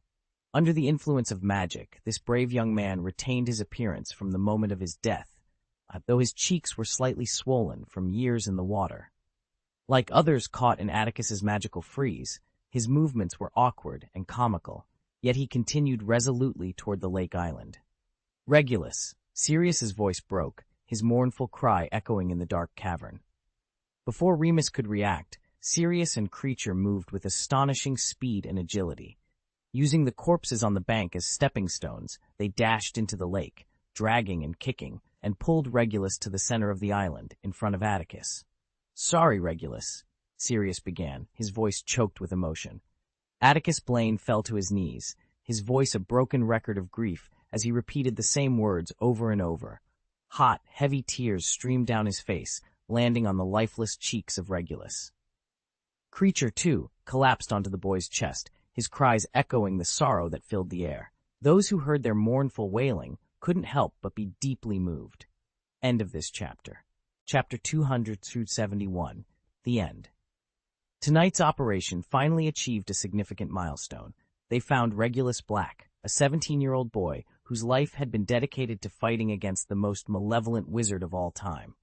The discovery stirred deep emotions. Creature's reaction was one of shock, while Sirius's tears flowed uncontrollably. He mourned the loss of his brother and felt a profound sorrow for James Potter and Lily Evans. The weight of guilt pressed heavily on him, as he believed their deaths were inextricably linked to his own actions. Sirius, Remus, understanding his friend's turmoil, approached him with a sigh and gently patted his shoulder. The world is a complex place, where not everything can be neatly categorized as right or wrong. Some events simply occur, and we must face and accept them. The dead are gone, and the living must continue on. The boundary between life and death is stark and unforgiving. As Sirius grieved for his younger brother, Regulus, now a ghost, silently embraced Sirius with his pale arms, marked by gray veins. Meanwhile, Creature, still bound by Voldemort's orders, attempted to attack anyone who approached. "Watch out!" Remus shouted, noticing the danger in time. He pulled Creature away from the circle of the wristband, then held him under Sirius's arm, dragging the frantically struggling Sirius to safety. Regulus, having lost his target, turned his attention to Atticus Blaine, who stood nearby. Even with Atticus's resilient spirit, the sorrowful scene moved him deeply. He refrained from harming Regulus's body, instead bending down to gently tap the ghost's cold arm with his wand. A resonant sound echoed through the darkness, and Regulus's cobweb-covered gray eyes closed. His body lay flat on the ground as Atticus dispelled the dark magic that had turned him into a corpse. After so many years, Regulus's soul was finally at peace. "Calm down, Sirius," Remus urged, holding his friend tightly as Sirius struggled to break free and reach his brother. "Regulus wouldn't want to see you like this, would he? You were the elder brother he admired most. He would want you to emerge from these shadows and live happily in the sunlight." "I'll never know what he thinks," Sirius cried, his eyes red with tears. "He's dead, just like James and Lily. I never understood him. I thought he was a fool, but I'm the fool. I killed them." In this place, dominated by powerful dark magic, freezing the corpses consumed a great deal of Atticus's energy. The simplest solution was to destroy their bodies, granting their souls freedom. "Be careful, Sirius," Atticus warned Remus and Creature simultaneously. "Wait, Atticus!" Remus exclaimed, feeling overwhelmed as he tried to restrain two madmen at once. "I know you're furious with Voldemort for slaughtering so many Muggles. I, too, wish for these poor souls to find peace. But if, as you mentioned earlier, it could lead to the collapse of this mountain, we must consider the consequences. We don't know if there are Muggles living nearby." Remus spoke quickly, his face glistening with sweat. Observing the desolate wilderness along the coast, Atticus realized it was unlikely there were human settlements nearby, but Remus was right. He couldn't be certain. "I'll consider the impact," Atticus replied, his expression serious. He surveyed the area, using his magical vision to estimate the number of dark creatures in the lake and assess the strength of the trap Voldemort had set long ago. Once he had a clear understanding, he turned his attention back to the lake, focusing on the potion glowing green in the stone basin. A deep breath, a cluster of golden, fiery flames pierced through the haze, suddenly appearing 2 feet above the stone basin. The flames devoured the bottom without burning it, clashing with the barrier Voldemort had set up to protect the potion. The two forces invisibly consumed each other, locked in a fierce battle. Rumble. As the magic power of the frozen space was released, a strong wind arose, and the previously calm lake bottom erupted with waves 10 feet high. At the crest of these waves were countless corpses, their faces twisted in ferocity, bearing teeth and claws. Atticus Blaine took a deep breath, and as he exhaled, trails of gray smoke mingled with the dark air, reminiscent of the hot air rising from hidden magma about to erupt. Remus froze, and even Sirius and Creature, who were beyond grief, ceased their cries. They watched as the black, smooth stone slab beneath Atticus gradually lost its color, turning a scorched gray, as if subjected to unimaginable heat. The island began to crack. A fissure appeared beneath Atticus's feet, spreading across the entire island, trembling slightly as if an invisible force was eroding the cave. When the crack reached the ghouls on the island's outskirts, they regained their ability to move, only to silently shatter into thousands of fragments, their edges flickering with dying embers.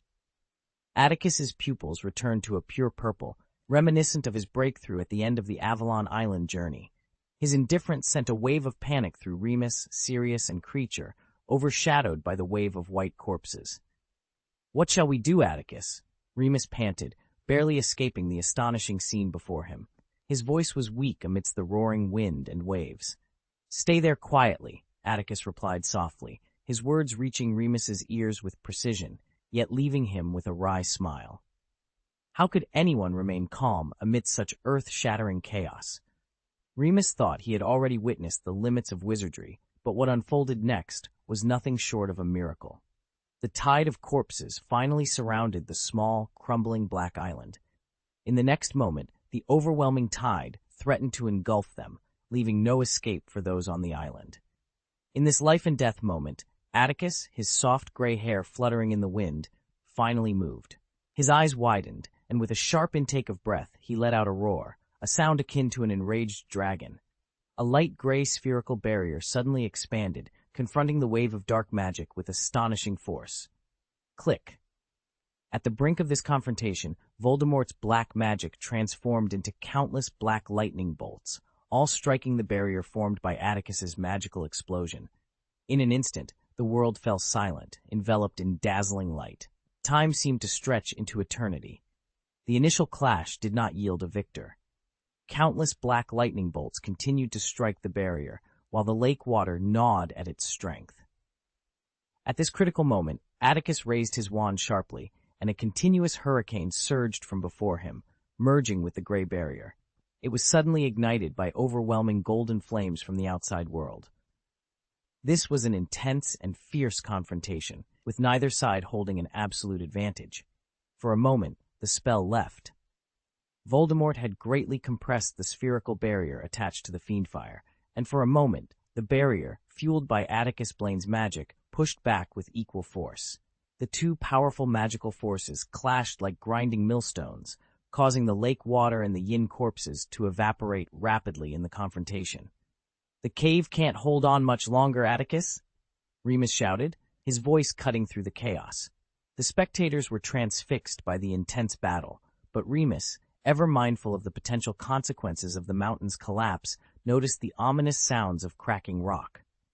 Amidst the rumbling, he could faintly hear the stone giving way. Beside Atticus, in the stone basin, a cluster of golden fiendfire struggled against the protective spell surrounding it. With most of the cave's magical energy consumed in the ongoing duel, the fiendfire had begun to ignite the potion within. "Look out!" Remus warned. Atticus, still holding his wand aloft, cast a quick glance at the stone basin. The fierce flame suddenly transformed into a golden dagger, which struck the edge of the basin with force.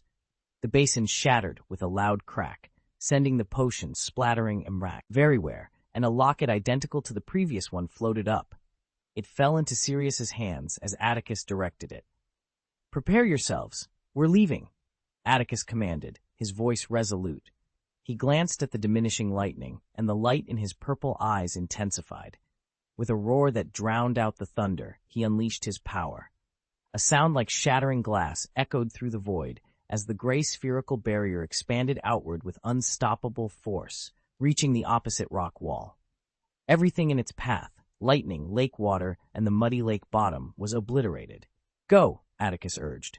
The group quickly exited the cave, leaving behind an exaggeratedly perfect spherical void in the ground. End of this chapter. Chapter 272, Follow-Up. In the early morning, the golden sun rose gracefully over the city, casting its warm glow on Grimmauld Square in the west of London.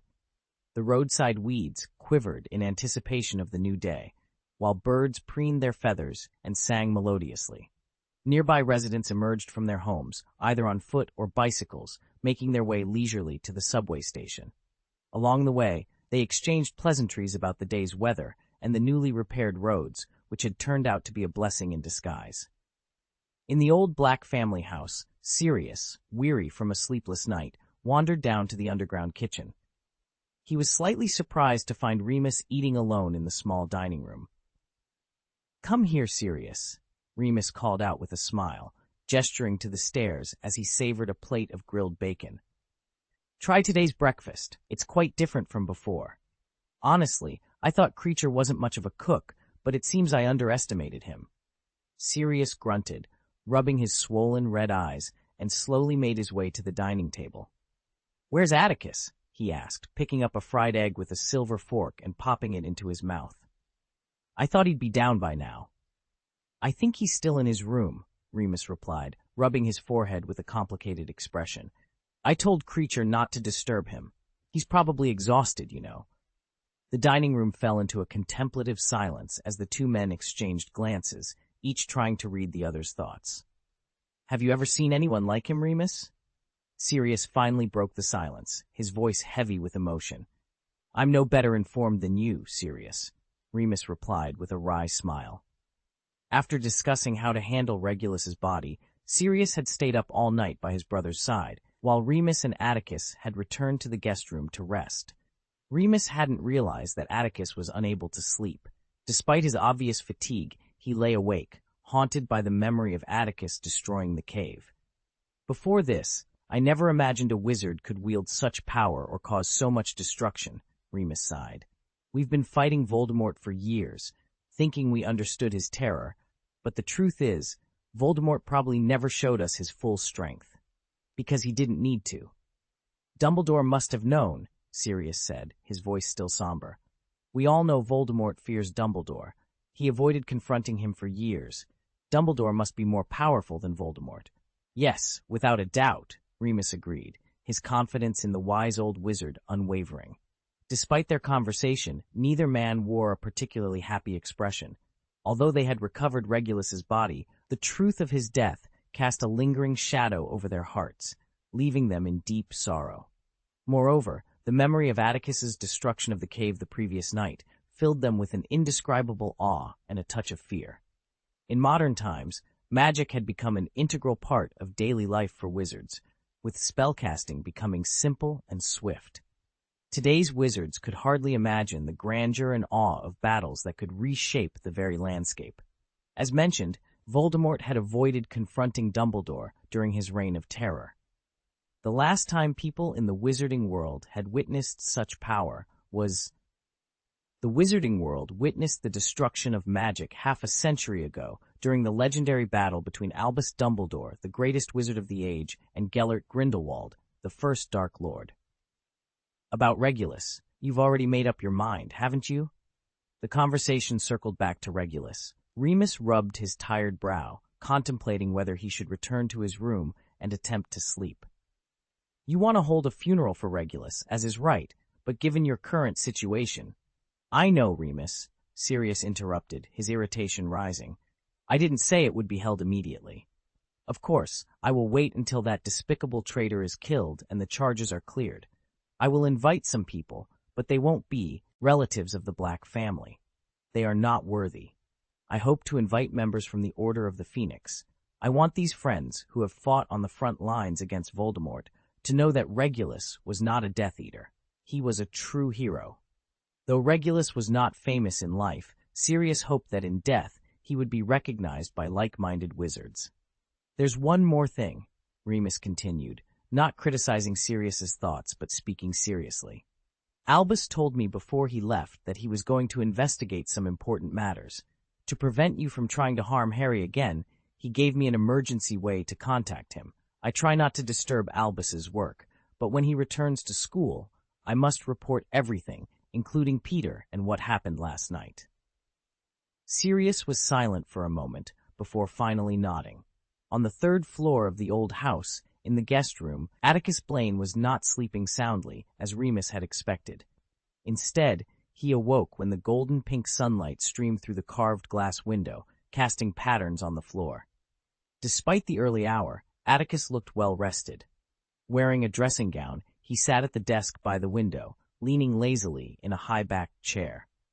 His left hand rested on the armrest, while his right hand held the Horcrux, a locket brought back by Creature over a decade ago. In the soft morning light, he quietly studied the ancient runic symbols etched on its surface, their meanings elusive.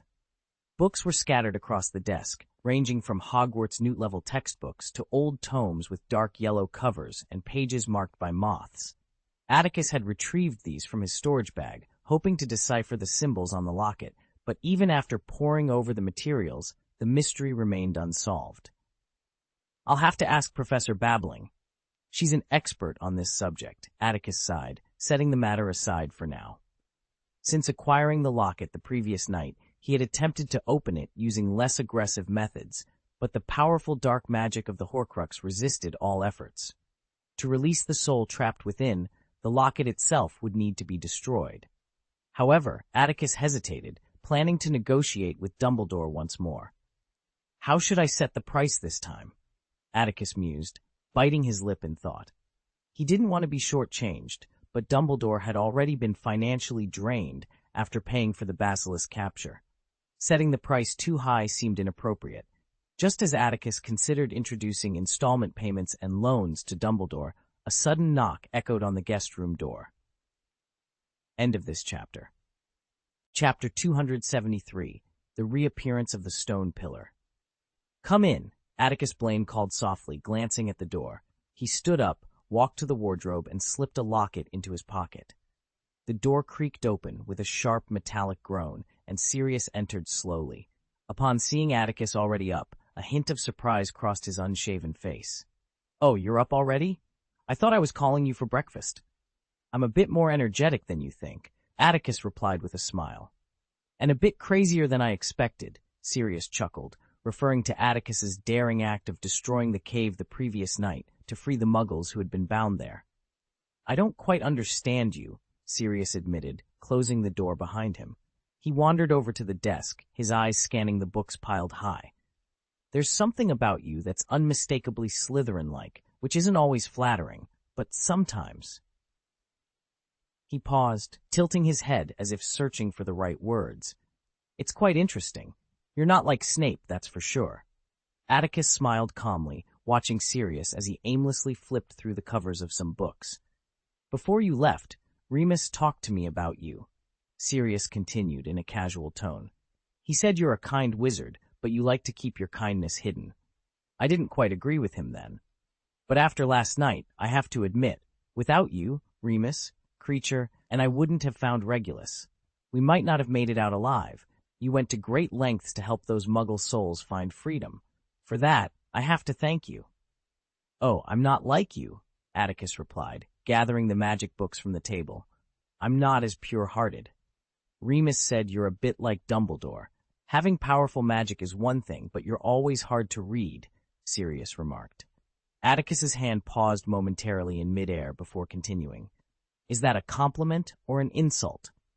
Dust motes danced in the golden threads of sunlight, disturbed by Sirius's hearty laughter. He then shared his plan for Regulus's funeral, inviting Atticus to attend.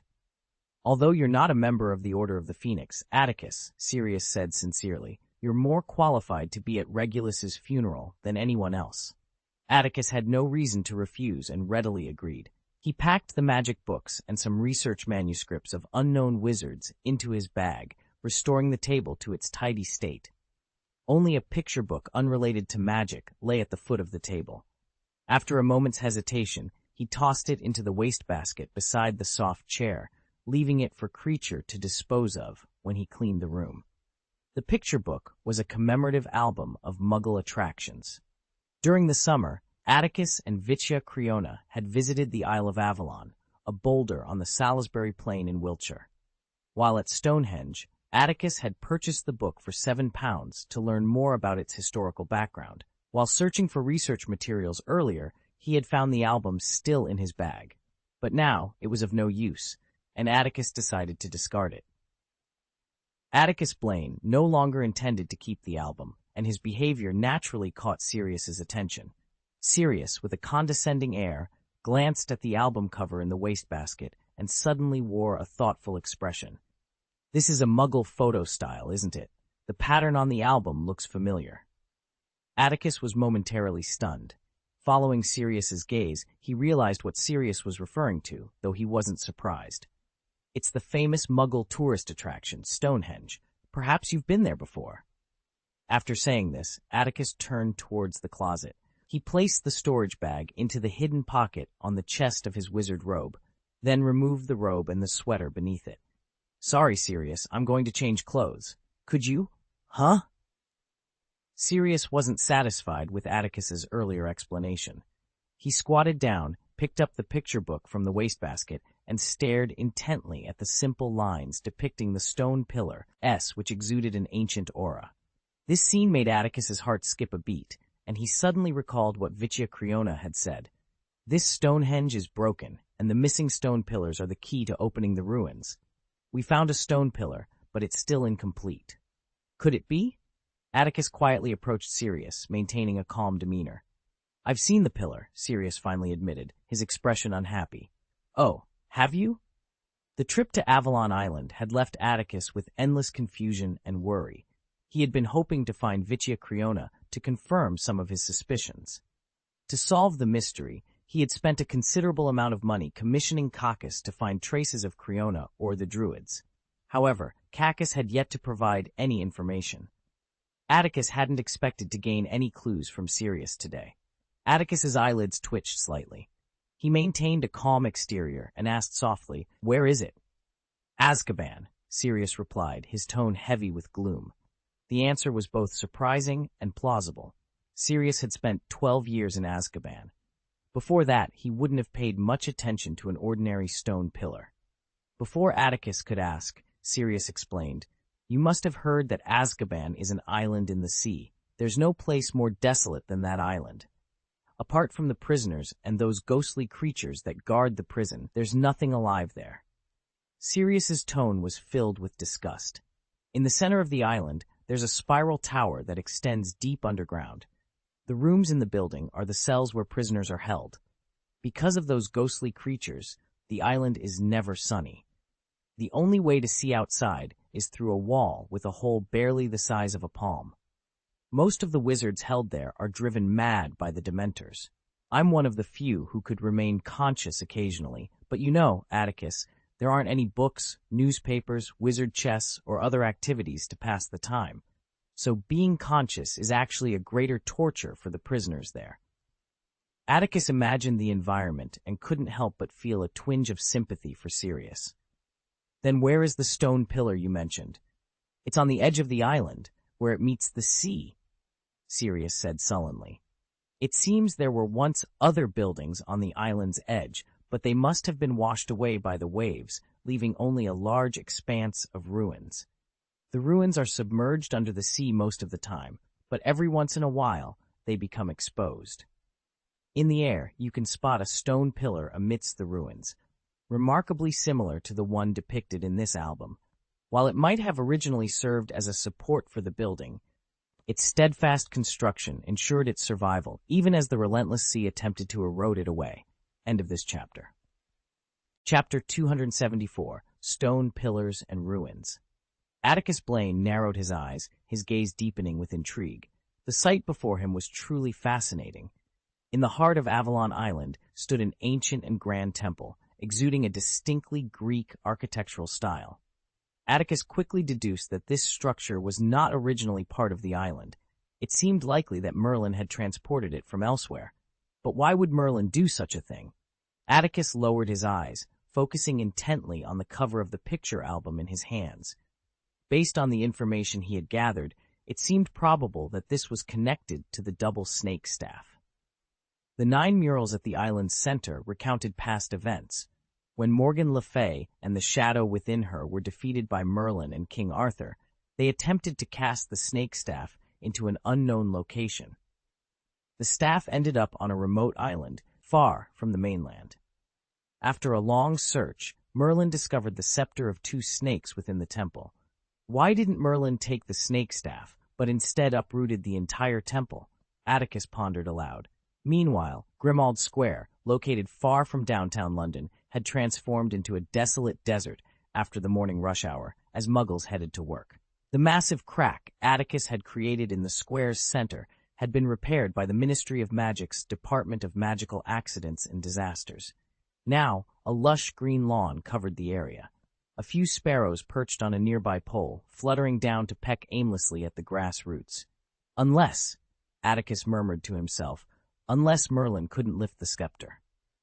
Godric Gryffindor, one of Hogwarts' legendary founders, had been unable to lift the staff of 2 snakes, and the same was true for Merlin, who had nearly achieved mythical status. Yet, Atticus had managed to lift it himself. This accomplishment filled him with pride. He recalled the events of the Quidditch match between Gryffindor and Hufflepuff in early November. The joyful emotions of the young wizards had attracted the Dementors guarding the school gates, causing them to lose control. They swarmed onto the campus, intent on draining the students' happiness. For the first time, Atticus confronted the Dementors, using the Patronus charm. What followed was remarkable. According to Dumbledore, the mutation of the Patronus charm stemmed from a soul-level influence. When Atticus cast the Patronus, something within his soul, something not entirely his own, resonated with the Dementors, leading to unexpected changes. Stone pillar, temple, ruins, Dementors, 2 snakes. This seemingly unrelated series of elements was deeply interconnected, with the core of all these secrets being the shadow within Morgan Le Fay. Since seeing the 9 murals in the temple, Atticus had been pondering one question. At the end of the epic battle that had devastated the magical environment over a millennium ago, Morgan Le Fay and the shadow within her had been defeated. Knowing Merlin's lack of mercy, why had they gone to such lengths to hide the scepter? What significance did the double snake staff hold? What did it mean for Atticus to be able to lift it? Why had the founders of Hogwarts intervened in this matter 1,000 years ago, and why had they left a deliberate revelation? Atticus, Sirius's voice broke through Atticus's reverie. After shaking off the gloom of his memories, Sirius looked up to see Atticus lost in thought, his expression a mix of confusion and wonder. Is there something peculiar about this stone pillar? Are you wondering why the stone pillar in Azkaban is identical to the Muggle attraction? Oh. Atticus suddenly snapped back to reality. Atticus Blaine regained his composure and smiled at Sirius, who was watching him with concern. He didn't answer Sirius's question, which made Sirius realize that the situation was more complicated than it seemed. The broken pillar might be hiding a terrible secret. However, the stone pillar had been there for many years, and the Ministry of Magic, which controlled the Dementors, had studied it before. Their conclusion must have been that the stone pillar was worthless. Otherwise, they would have removed it long ago for further examination. Because of Atticus's demeanor, Sirius glanced again at the album cover in his hand. Suddenly, Atticus asked, "The stone pillar in the ruins, have you looked at it carefully? I mean, does it seem special in any way?" Special? Sirius was taken aback by the question. During his years in Azkaban, he had been tormented by regret and hatred. Each day was a grueling ordeal. What special properties could an ordinary stone pillar have? And those Dementors! Sirius's eyes widened in surprise. Seeing his reaction, Atticus immediately sensed something was amiss. "What is it? What did you remember?" Atticus asked in a deep voice. "I'm not sure," Sirius hesitated, uncertain of his own thoughts. "On the island where Azkaban is located, there are at least a few hundred Dementors. Those vile creatures don't stay in the prison all day. If they did, every living person in the tower would be in constant danger. Most Dementors remain outside, only coming in when they're hungry. They make the island look like the end of the world, roaming around to prevent any daring wizard from sneaking in from the sea. They turn the sky black and gray, but, well, I'm not entirely sure, Atticus. In our memories, they don't seem too eager to be near that pillar. I mean, when the ruins and the pillar emerge from the tide." Atticus nodded and then fell silent. Sirius also remained quiet, aware that Atticus might be harboring some secrets. Of course, everyone has secrets, but the ones this young wizard knew were likely significant. Sirius could guess what Atticus might say next, and he was internally conflicted. Azkaban was a nightmare for all wizards in the British magical world. Having spent so many years there, Sirius understood that the prison's reputation was well-deserved. After escaping, he was reluctant to discuss his life there with anyone. Sirius wasn't foolish. He noticed Atticus's hesitation. After a soft sigh, Sirius spoke gently. "You want to sneak into Azkaban to see that pillar?" Without waiting for Atticus to respond, he continued, "To be honest, I don't remember the exact location. After escaping, I swam north to the mainland, which took at least 20 days before I saw land. If it weren't for my desire for revenge against Peter, I wouldn't have survived. But if that pillar is truly important to you, Atticus, I can accompany you. I can probably navigate by the stars. Just take me to where you landed and give me directions." Now that Sirius had directly addressed the issue, Atticus stopped hiding his intentions. "Azkaban is not a pleasant place for you, Sirius. You don't need to risk yourself for me. You helped me find Regulus, Atticus, and that's worth risking my life for," Sirius replied with a smile. "And if possible, I want you to treat that island the same way you treated the cavern last night. Believe me, many wizards would love to see Azkaban sink along with the ghosts that guard it." End of this chapter. Chapter 275, Lucius Visits. With only 2 days remaining before the second half of the semester begins, most of the teaching staff have returned to Hogwarts ahead of schedule to prepare for the upcoming term. The little wizards, who had gone home for Christmas, were also trickling back to school. The castle, which had been deserted for 2 weeks, was gradually coming back to life. Atticus Blaine and Remus returned to the school early on the second day before classes resumed. Sirius had temporarily placed Regulus's body in the family's old house, instructing Creature to take care of him and return to Hogwarts with Remus, once again disguised as Lenny. Perhaps the delightful Christmas holiday had made the young wizards a bit lazy. Despite it being breakfast time, the Great Hall was devoid of students, save for Professor Sprout, who was accustomed to rising early, and Mrs. Norris, who was chatting at the dinner table. "This is quite a rare sight in recent years," Professor Sprout remarked with a cheerful smile as Atticus and Remus entered the castle side by side, wishing their colleagues a happy new year. Her wizard hat was speckled with wet mud. I mean, 2 Defense Against the Dark Arts professors showing up at the same time. "I'm afraid it's not me, Pomona." Remus, who had been smiling more frequently of late, laughed heartily. He glanced at Atticus and said, "To be honest, Atticus, I've been pondering this recently. I think you must have some secret to staying in the professor's seat for this course for so long. I still enjoy this job. It's wise to step away early," Atticus shrugged with a slight smile. "If I had continued, I might have ended up like my predecessor." "Your predecessor was Gilderoy Lockhart, a fraud. He deserved to be sent to Azkaban. You won't find yourself in his situation," Professor Sprout said, shaking her head as if to ward off an annoying thought. After exchanging a few pleasantries, Atticus and Remus headed upstairs. Remus, needing to prepare for the second half of the year's teaching, returned to his office alone, while Lenny continued to accompany Atticus for a while. Upon reaching the student security office, Atticus transformed Lenny back into his human form. The morning passed in conversation, with Atticus continuing to study manuscripts related to the blood curse while discussing various details of sneaking into Azkaban with Sirius. "At the very least, we need a boat," Sirius said, sitting on the sofa with his legs crossed. "Since you're unwilling to enter Azkaban through formal means, and I can only identify the approximate direction, it means we might have to drift on the sea for a long time. You must prepare a ship that's strong enough. My ship, Atticus, I don't know why, but the sea area around the island is perpetually shrouded in thunderstorms and typhoons. It's a natural barrier. Without adequate preparation, don't even think about breaking through." "Then how did you manage it?" Atticus paused his calculations, looking up with keen interest. "I was in my animagus form at the time, and thunderstorms and typhoons didn't affect me as much," Sirius recalled, expressing gratitude for surviving the ordeal. "And I was lucky. I stumbled upon a large piece of deck blown apart by the wind and waves.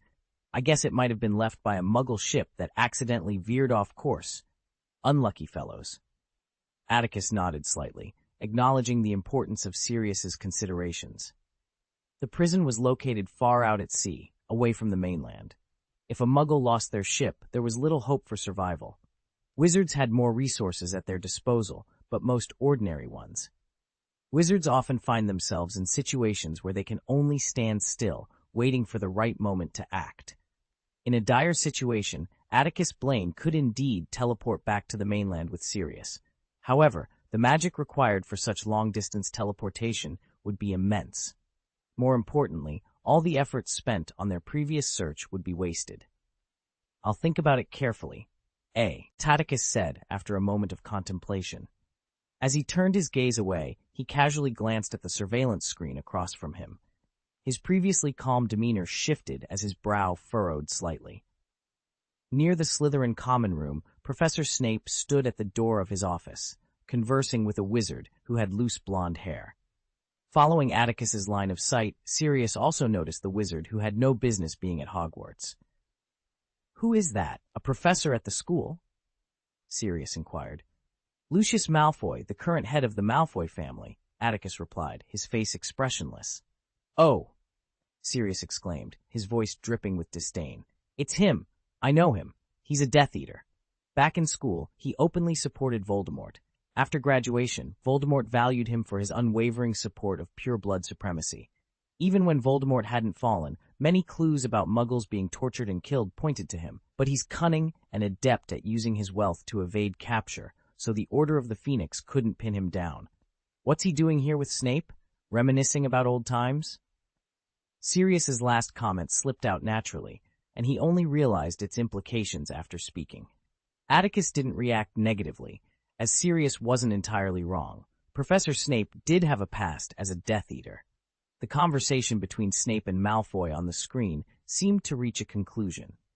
Atticus noticed Snape's expression was somewhat suspicious, yet he appeared to agree to some request from Malfoy.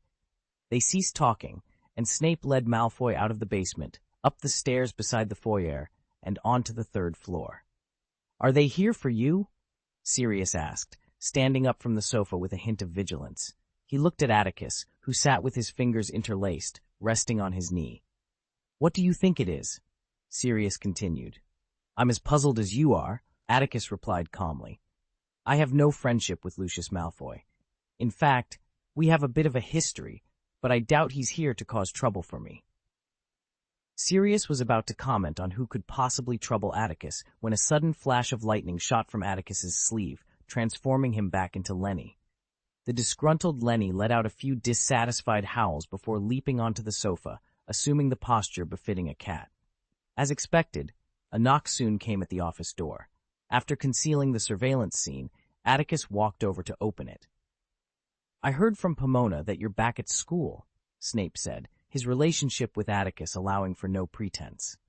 He narrowed his eyes and raised his chin, asking, "I thought you went home for Christmas. Why is that guy with you?" "We just met on the train," Atticus shrugged nonchalantly, his tone light. He then turned his gaze to Lucius Malfoy, who maintained a composed demeanor, a cold smile playing on Atticus's lips. "This is Draco's father, Lucius Malfoy," Professor Snape introduced, stepping aside. He quickly assessed the expressions on Atticus and Lucius's faces, confirming that Lucius's earlier claim of a friendship with Atticus was false. However, it was clear the two knew each other. As Snape looked away, Lucius cast a discreet glance, and Snape, receiving the signal, fell silent for a moment before reluctantly saying, "Lucius mentioned he has some personal matters to discuss with you alone." What was Lucius Malfoy trying to achieve by attempting to take that notebook from me? This thought suddenly crossed Atticus Blaine's mind. He realized that Lucius knew he was unlikely to speak with him directly, so was he trying to leverage his connection with Professor Snape? In that case, Atticus nodded thoughtfully. "Come in, Mr. Malfoy." End of this chapter. Chapter 276. The Commission. Now that Lucius was going to speak with Atticus Blaine alone, he couldn't linger any longer, despite his keen interest in their conversation. Perhaps sensing Atticus's indifferent demeanor, Snape glanced at Lucius, who was waiting by the desk, and hesitantly murmured, "Lucius was a Slytherin prefect when I first entered Hogwarts." Atticus was slightly taken aback, but, after a moment's thought, nodded slightly. "Understood, Professor." Every detail of the office made Lucius uncomfortable. It was simply too sparse for his taste. If he had come here to make a request, his usual approach would be to offer sharp criticism if things didn't go his way. At that moment, Lucius noticed a cat perched on the sofa, staring at him with unsettlingly human-like eyes. Nalini forced an awkward smile. "Meow!" Lucius hadn't anticipated that his attempt to show kindness would somehow irritate the black-furred feline. It immediately shifted from a relaxed state to an aggressive stance, its tail raised high and the fur around its neck bristling. "It doesn't like dealing with strangers very much," Atticus remarked as he entered the office, having briefly conversed with Professor Snape at the door. He closed the door behind him and walked in, catching sight of Lenny baring its teeth and Lucius Malfoy looking somewhat bewildered.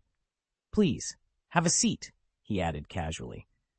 While preparing tea near the fireplace, Atticus deftly flicked his wand from his sleeve, pointing it at Lucius with a gentle wave.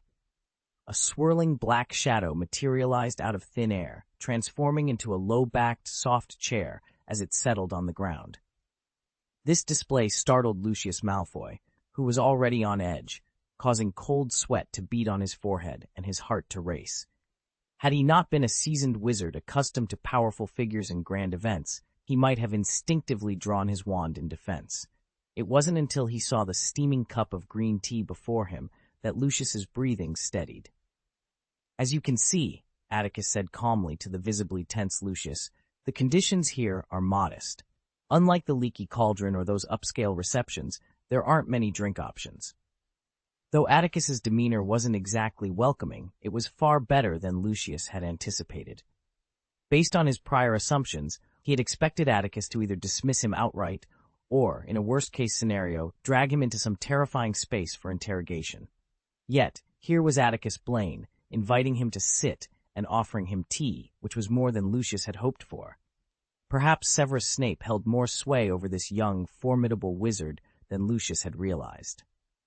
"Your taste is quite unique, Mr. Blaine," Lucius remarked after a moment of silence, forcing a smile. "In the UK, most people prefer black tea, while green tea is more aligned with Eastern traditions." Atticus lowered his gaze, ignoring Lucius's attempt at small talk. He gently blew on the floating leaves in his tea, took a few careful sips, then set the cup down. Leaning back in his chair, he crossed his fingers and rested them on his knees, his eyes fixed on Lucius's gray ones, which struggled to conceal fear and humiliation. Yet Atticus remained silent. Observing this, Lenny lowered its tail and sat on the sofa, filled with curiosity. "Forgive my intrusion, Mr. Blaine. I'm here to apologize for our unpleasant encounter at the Leaky Cauldron last time," Lucius began, attempting to navigate the conversation. As a seasoned wizard, he was adept at tailoring his words to his audience, but Atticus's silence left him searching for a way to steer the discussion. Unfortunately, his efforts seemed in vain. What Atticus Blaine encountered was Lucius Malfoy. In both his past and present lives, Lucius was more of a shrewd businessman than a wizard. Drawn into the rhythm of the conversation, Lucius realized that maintaining silence was the best way to keep the upper hand. However, Atticus's calm scrutiny made Lucius uneasy, as if there were thorns hidden in the cushion beneath him. This wouldn't do. Lucius recognized his predicament. If the meeting continued as it was, he would leave with nothing but humiliation. It was time to take a gamble. Lucius took a deep breath, cleared his chaotic thoughts, and withstood the intense pressure from Atticus Blaine. He withdrew his hands into his sleeves, and after a moment, he produced a spell to expand the space of his bag. Under the watchful eyes of Atticus and Lenny, Lucius reached into the bag and pulled out a ruby the size of an egg. The gem was crystal clear, emitting a dazzling light in the pale sunlight. He gently placed the gemstone on the table, then reached into his pocket again, producing another gemstone of the same color. This continued until after a minute, 20 similar rubies lay before Atticus. Atticus's eyelashes trembled when the first gem appeared, but he maintained his composure, observing Lucius Malfoy's display with great concentration. In fact, Atticus's reaction made Lucius's heart skip a beat. For a moment, he feared the visit was a complete failure, but he was unwilling to concede. "I'm here to visit you because I have something to ask." "Need advice?" Atticus's curiosity was piqued. Was Lucius trying to uncover what darling baby of Voldemort he had disrupted? However, Lucius's next words revealed a different intention. "Or you can think of it this way, Mr. Blaine. I want to designate you to accept my entrusted task, and these gems are the reward." Lucius Malfoy bowed to Atticus. This unexpected turn finally elicited a reaction from Atticus. He squinted and spoke softly. "You broke the rules, Malfoy."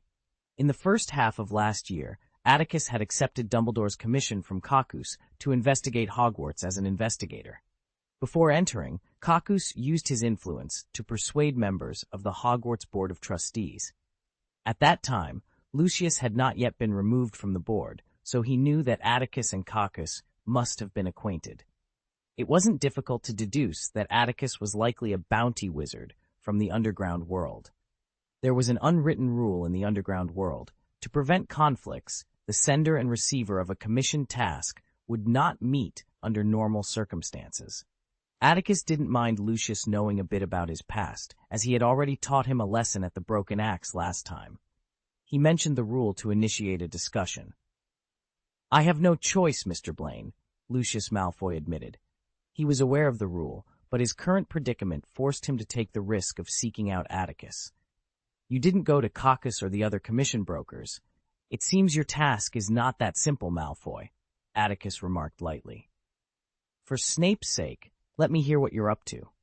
I hope I'm not being invited to join you in any foolish schemes against Dumbledore." End of this chapter. Chapter 277, The Golden Viper. After hearing Atticus Blaine's words, Lucius Malfoy's complexion suddenly changed. Last school year, his plan to drive Dumbledore out of Hogwarts through the Chamber of Secrets had seemed perfect. Dumbledore had been officially removed from Hogwarts, and Lucius believed that if he could keep him away, Dumbledore might never return. However, Lucius soon found a glimmer of hope. Atticus had given him the opportunity to discuss the commission, suggesting that success was still possible. Yet, how to broach the subject remained a challenge. Lucius picked up his cup of green tea and took a sip, his brows furrowing at the bitterness. He couldn't fathom how anyone could enjoy such a unique taste, but out of politeness he forced himself to swallow. The bitterness lingered, refusing to dissipate. Atticus waited patiently, not rushing him. "There's something you might want to see first," Lucius finally said after a brief silence. His face was grim as he reached into his robe, hesitating before retrieving something.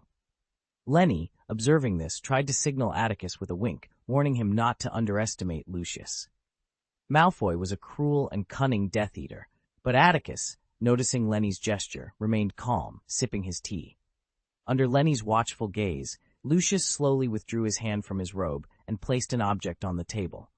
The moment Lenny saw it, he leaped 10 feet across the room, his sharp claws gripping the table, his fierce eyes locked on Lucius. The object was a charred, human-like paw, a werewolf's hand. Atticus recognized it immediately and knew who it belonged to. The situation had become intriguing.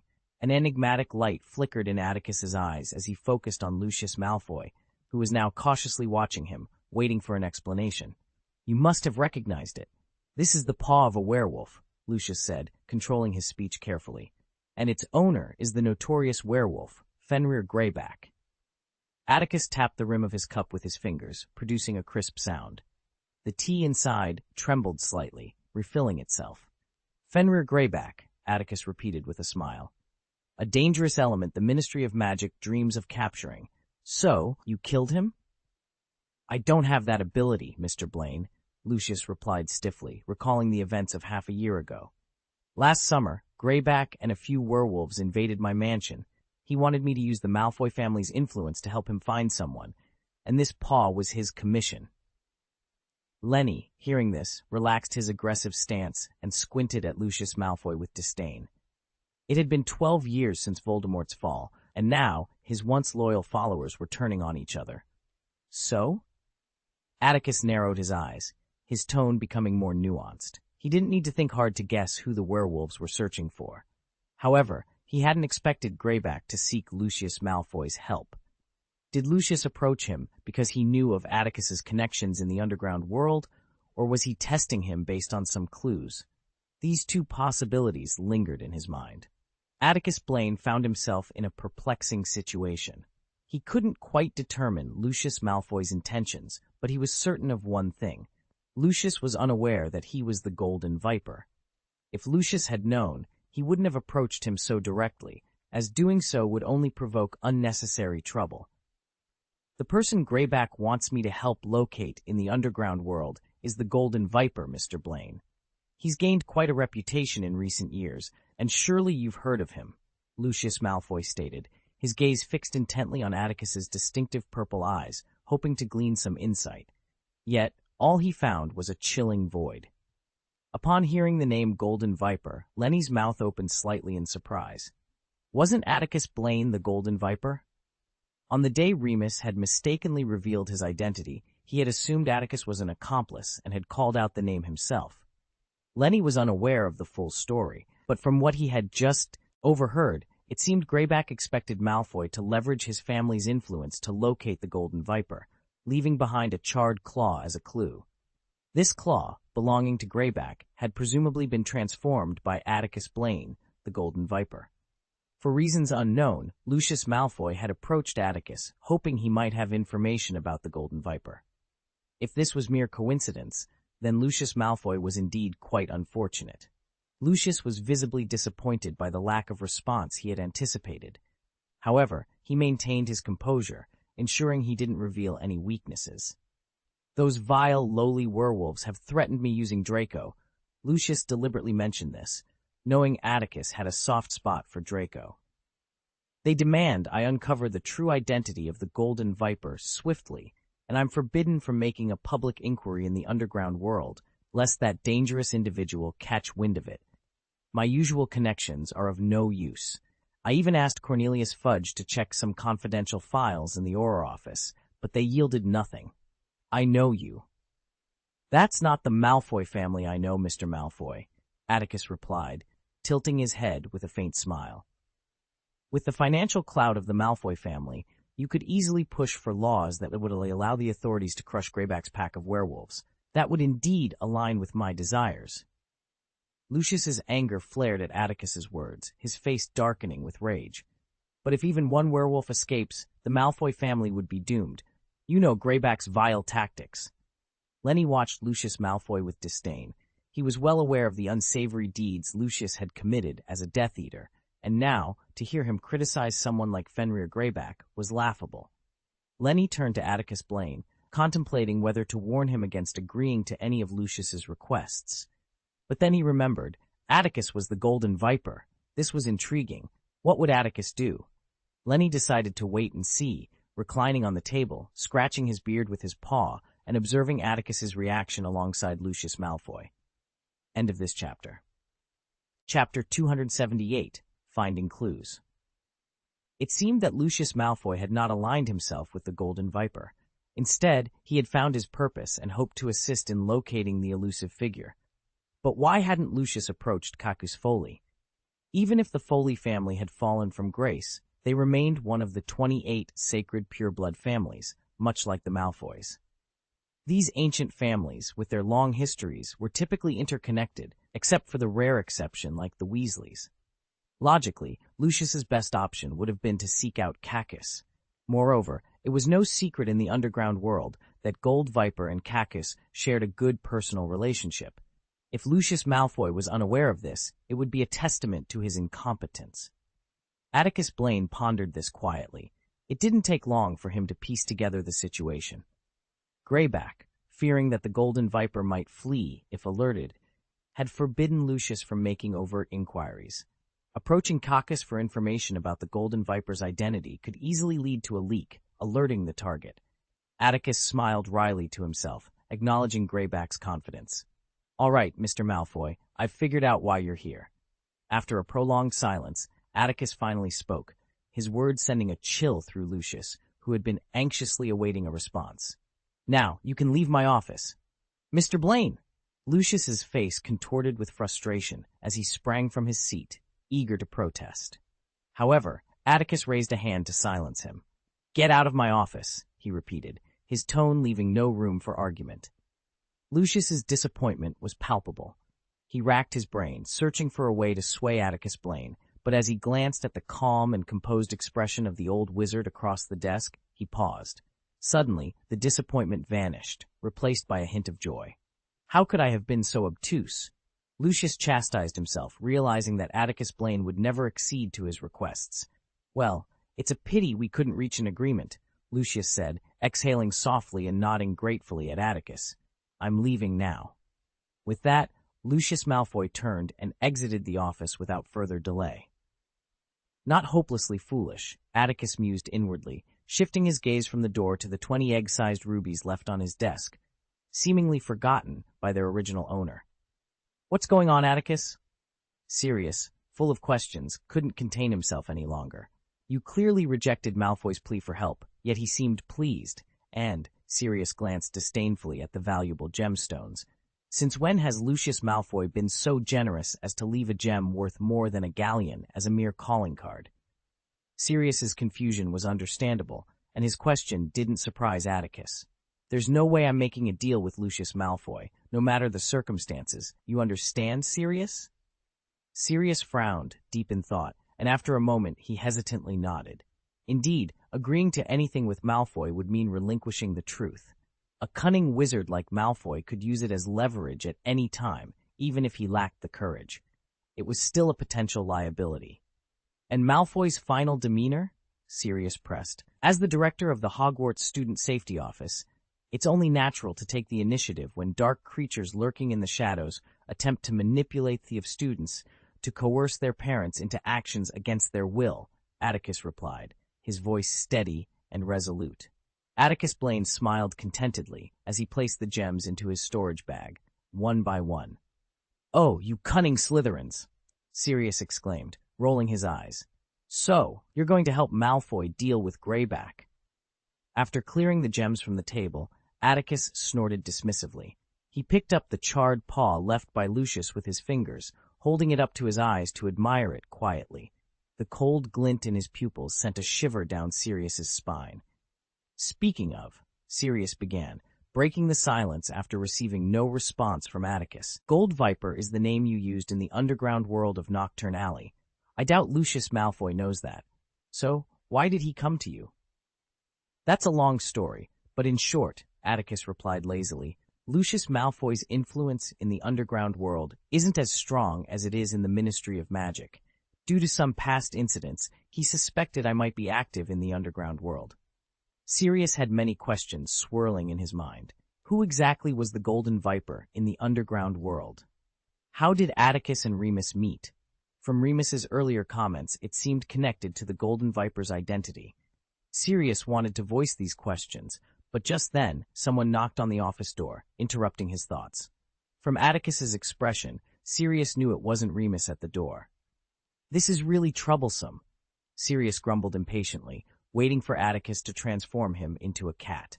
"Staying in your office all day as a cat is driving me crazy. I'd rather roam the playground and the forbidden forest in my animagus form." "I'm not stopping you from doing that," Atticus replied, tapping his wand lightly. In an instant, Sirius transformed back into Lenny under the shimmering light of the spell. "Just don't get me into trouble." "Where's Lucius?" The office door swung open, and Professor Snape strode in, followed by a disgruntled Draco Malfoy. "It's been a while since he left. Didn't he say anything to you?" "I'm going to talk to him about Draco again," Professor Snape said with a sullen expression. He stepped aside, revealing Draco to Atticus. "I don't understand why a minor setback should keep you down for so long, but now that he's gone—" Snape shot a displeased glance at Atticus, blaming him for Draco's negative demeanor due to a grueling practice class punishment. "You might as well share your thoughts with Professor Blaine." "I have nothing to say," Draco replied tersely. It was surprising to see Draco Malfoy speak with such defiance. Had that minor setback truly affected him so deeply? Atticus frowned slightly, sensing something amiss as he observed Draco, who was staring at his toes. "Nothing to say?" Professor Snape was both surprised and angered by Draco's response. His jaw tightened and his eyes turned dangerous. But before he could speak, Atticus interjected, "Lift your head, Draco." Atticus's voice was firm and commanding. Hearing his words, both Snape and Lenny, who had been disinterested in the scene, turned their attention to him in confusion. "Look at me, Draco," Atticus demanded sharply. Under his stern command, Draco's body trembled like a willow in a strong wind. His already pale face turned even paler, and sweat visibly beaded on his forehead. He seemed reluctant, but he couldn't refuse Professor Blaine's order without arousing suspicion. As their eyes met, Atticus's heart skipped a beat. In Draco's eyes, he glimpsed a fleeting figure. End of this chapter. Chapter 279, Tracking. "What's the matter, Atticus?" Snape frowned, glancing at the trembling Draco before turning his attention to Atticus Blaine. In his memory, it seemed this was the first time he had seen Atticus use such a severe tone with a young wizard. Snape's questions snapped Atticus back to reality. He immediately softened his expression, transforming it into a gentle demeanor as if changing masks. "Nothing," Atticus replied, shaking his head slightly. After addressing Snape's inquiry, he looked at Draco apologetically. "I didn't expect that practical lesson to trouble you so much, Draco. It's been 2 months, and you still haven't shaken off its effects. If you need me or your friends to talk, just let us know." "No, Professor Blaine," Draco murmured, his body swaying slightly. He lowered his gaze to the floor, avoiding eye contact. "I can handle my own problems." "Can you really?" Snape interjected, his voice tinged with anger. "Draco, do you know how many professors have reported your behavior to me? They say you act like a piece of wood in class. Of course, after my previous reminders, your homework has finally returned to normal, but—" Snape seemed to have reached his limit with Draco's despondency. He seized the opportunity to voice all the reprimands he had been holding back. Atticus leaned back in his chair, observing the scene with a detached demeanor, remaining silent. It wasn't until 5 minutes later that Professor Snape exhaled deeply. However, upon seeing Draco's resigned expression, the veins on his forehead throbbed with frustration. "I think Draco needs a little more time, Professor Snape," Atticus said calmly. After all, he may have never faced such a situation before. Professor Snape was about to retort, but before he could speak, he noticed Draco's shoulders trembling slightly, as if trying to break free. His heart softened, and he finally held his tongue. "Very well, Draco. I hope you will make an effort to reconnect with your friends. Before Easter, I expect to see some changes in you," Professor Snape said with a stern expression. He then turned to Atticus, hesitated for a moment, and couldn't help but ask, "When did you become acquainted with Lucius, Atticus?" "It's not a friendship, just a chance encounter," Atticus replied lightly. He could sense the doubts in Snape's mind and glanced at Draco, who was listening intently. Atticus's eyes were deep and thoughtful. "Lucius encountered a minor issue, and during our last meeting, he learned that I have a knack for solving problems, so he sought my help." Snape was no fool. He immediately realized that Lucius's troubles were likely more serious than they appeared. Otherwise, he wouldn't have rushed to Hogwarts during Christmas to seek an introduction to Atticus. As Snape pondered this, he suddenly recalled an incident from earlier in the school year. Draco had approached him, claiming someone was threatening his parents. However, when Snape pressed for details, Draco remained silent. Later, Snape had written to Lucius to inquire about the matter, but Lucius's response was vague. Since no further incidents occurred, and with the chaos of Sirius sneaking into Hogwarts on Halloween, Snape had forgotten about it. Now it seemed Lucius had come to Atticus, hoping he could resolve the issue. In a flash, Snape pieced together the general truth of the situation. After a brief silence, he narrowed his eyes and asked in a soft tone, "Is there anything I can do to help, Atticus?" "It's just a small problem, Professor," Atticus emphasized with a reassuring smile. Unwilling to intervene in the matter, Snape decided not to force the issue. He realized that the student he had high hopes for, Atticus Blaine, no longer needed his protection. In fact, there might come a day when he would need Atticus's help. I don't see," Snape muttered as he and Malfoy departed. Once they were gone, Sirius immediately asked Atticus to transform him back into his human form. "That snot-nosed man really cares about the students from his own house. He doesn't treat the other 3 houses like this." Atticus waved his hand to activate the monitoring screen, calmly observing Professor Snape and Draco as they made their way through the 3rd-floor corridor, down to the 1st floor, and into the Great Hall. After giving some simple instructions, Snape headed to the staff table, while Draco walked stiffly towards Crabbe and Goyle, who were waiting for him. "I have something to do and need to step out for a while," Atticus said calmly. "If you feel bored alone, I can send you to Remus." "Remus is working," Sirius replied, understanding Atticus's implication. He picked up a copy of the Daily Prophet from the corner of the desk, glanced at the wanted notice still on the front page, and waved lazily. "I don't want to bother him. You can lock the door if you're worried I'll wander off and cause trouble." "It's not that I mistrust you, Sirius," Atticus said cheerfully, locking the door casually. During the meal, the Great Hall returned to its usual lively atmosphere. About 70 to 80% of the students had returned. Small groups of students were scattered across the 4 long tables. The Quidditch match between Gryffindor and Ravenclaw was scheduled for Saturday. Atticus moved lightly among the students, unnoticed, as the little wizards couldn't see the hidden director of the security office. At the Slytherin table, Miss Pansy Parkinson sat next to Malfoy, with a few empty seats around her. She looked sadly at Malfoy, who was eating mechanically, hesitant to speak. Unfortunately, Malfoy's perpetually cold demeanor made her hesitate. Draco, Vincent, and Gregory were outliers in the Great Hall, treating eating as a task. They neither communicated with others nor with each other. At this brisk pace, the 3 quickly finished their lunch and left without delay. However, as they exited the hall, they encountered a problem. Harry, Hermione, and Ron descended from the other side of the stairs. The trio seemed to have enjoyed their Christmas vacation, their cheeks slightly plump. They were talking and laughing as they entered the great hall. But upon seeing Malfoy, they stopped immediately.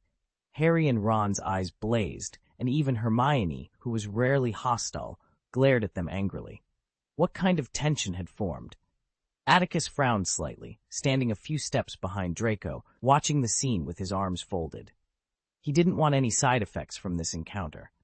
Fortunately, conflict was avoided. Hermione took the lead in suppressing her temper, guiding the two eager young wizards away. Draco and his two followers didn't linger and took the right path down the stairs to the basement. Atticus followed them all the way to the Slytherin underground common room, then upstairs into the dormitory. Standing at the head of the bed of the three unfortunate boys, Atticus inspected everything in the room with his keen eyes: the exquisite chandelier hanging from the ceiling, the gap between the bed and the wall, the stacked wardrobe for clothes, and the desk with magic books and magazines. The soles of Atticus's feet. Atticus Blaine hovered a few feet above the ground, gliding silently through the dormitory. The eerie green light from the lake outside the window passed through him, leaving no trace on the walls or floor. After 10 minutes of observation, Atticus concluded, "Not here." Throughout the afternoon, the three Malfoys lay motionless on their beds, resembling lifeless puppets. Even when their roommates, Nott and Zabini, returned from their vacation, the Malfoys remained unresponsive, not bothering to engage in conversation. Atticus, however, was unfazed. He exhibited remarkable patience, sitting in midair and waiting quietly.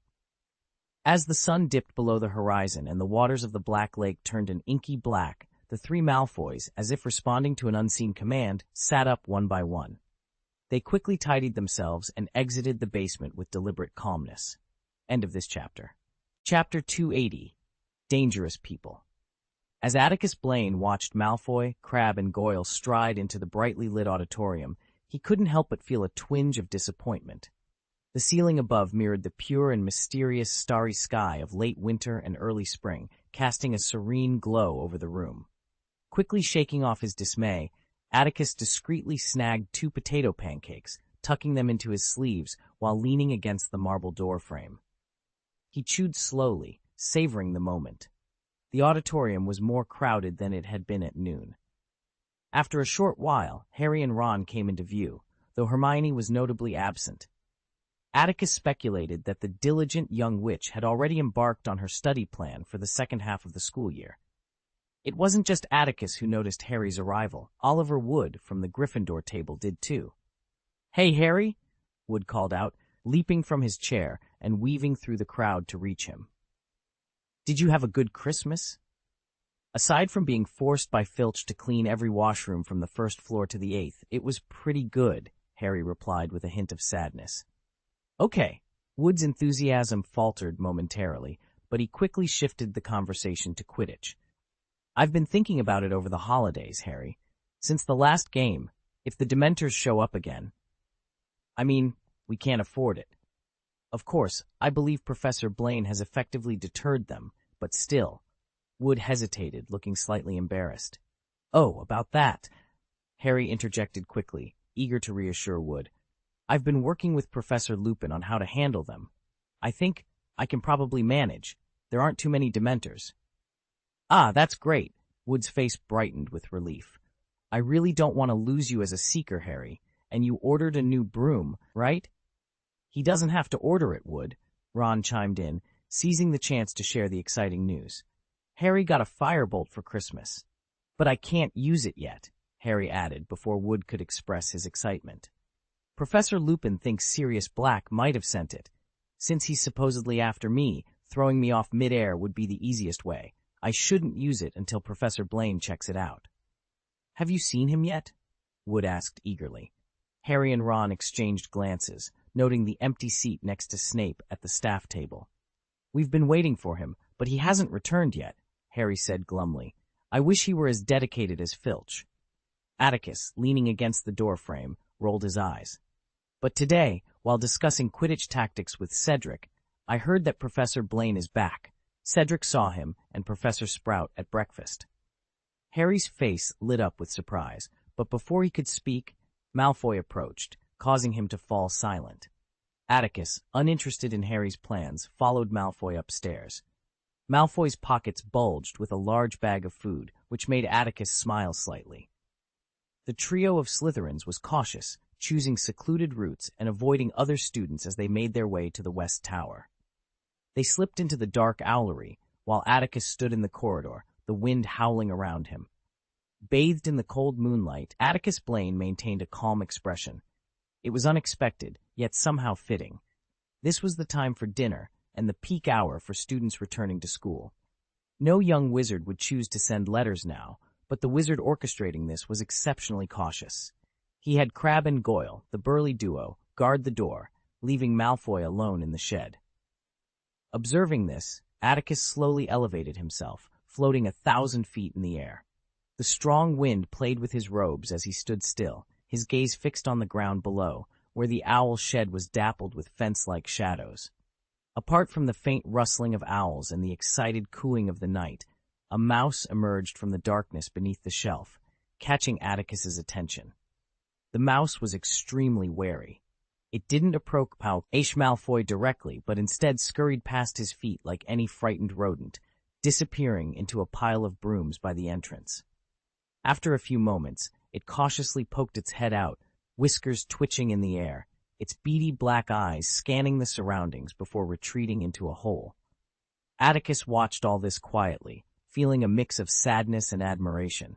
It was tragic that Pettigrew Peter had betrayed Harry's parents for his own safety, only to end up in such a pitiful state. What had he gained by betraying his friends and joining Voldemort? Yet, Atticus couldn't help but admire Pettigrew's survival instincts.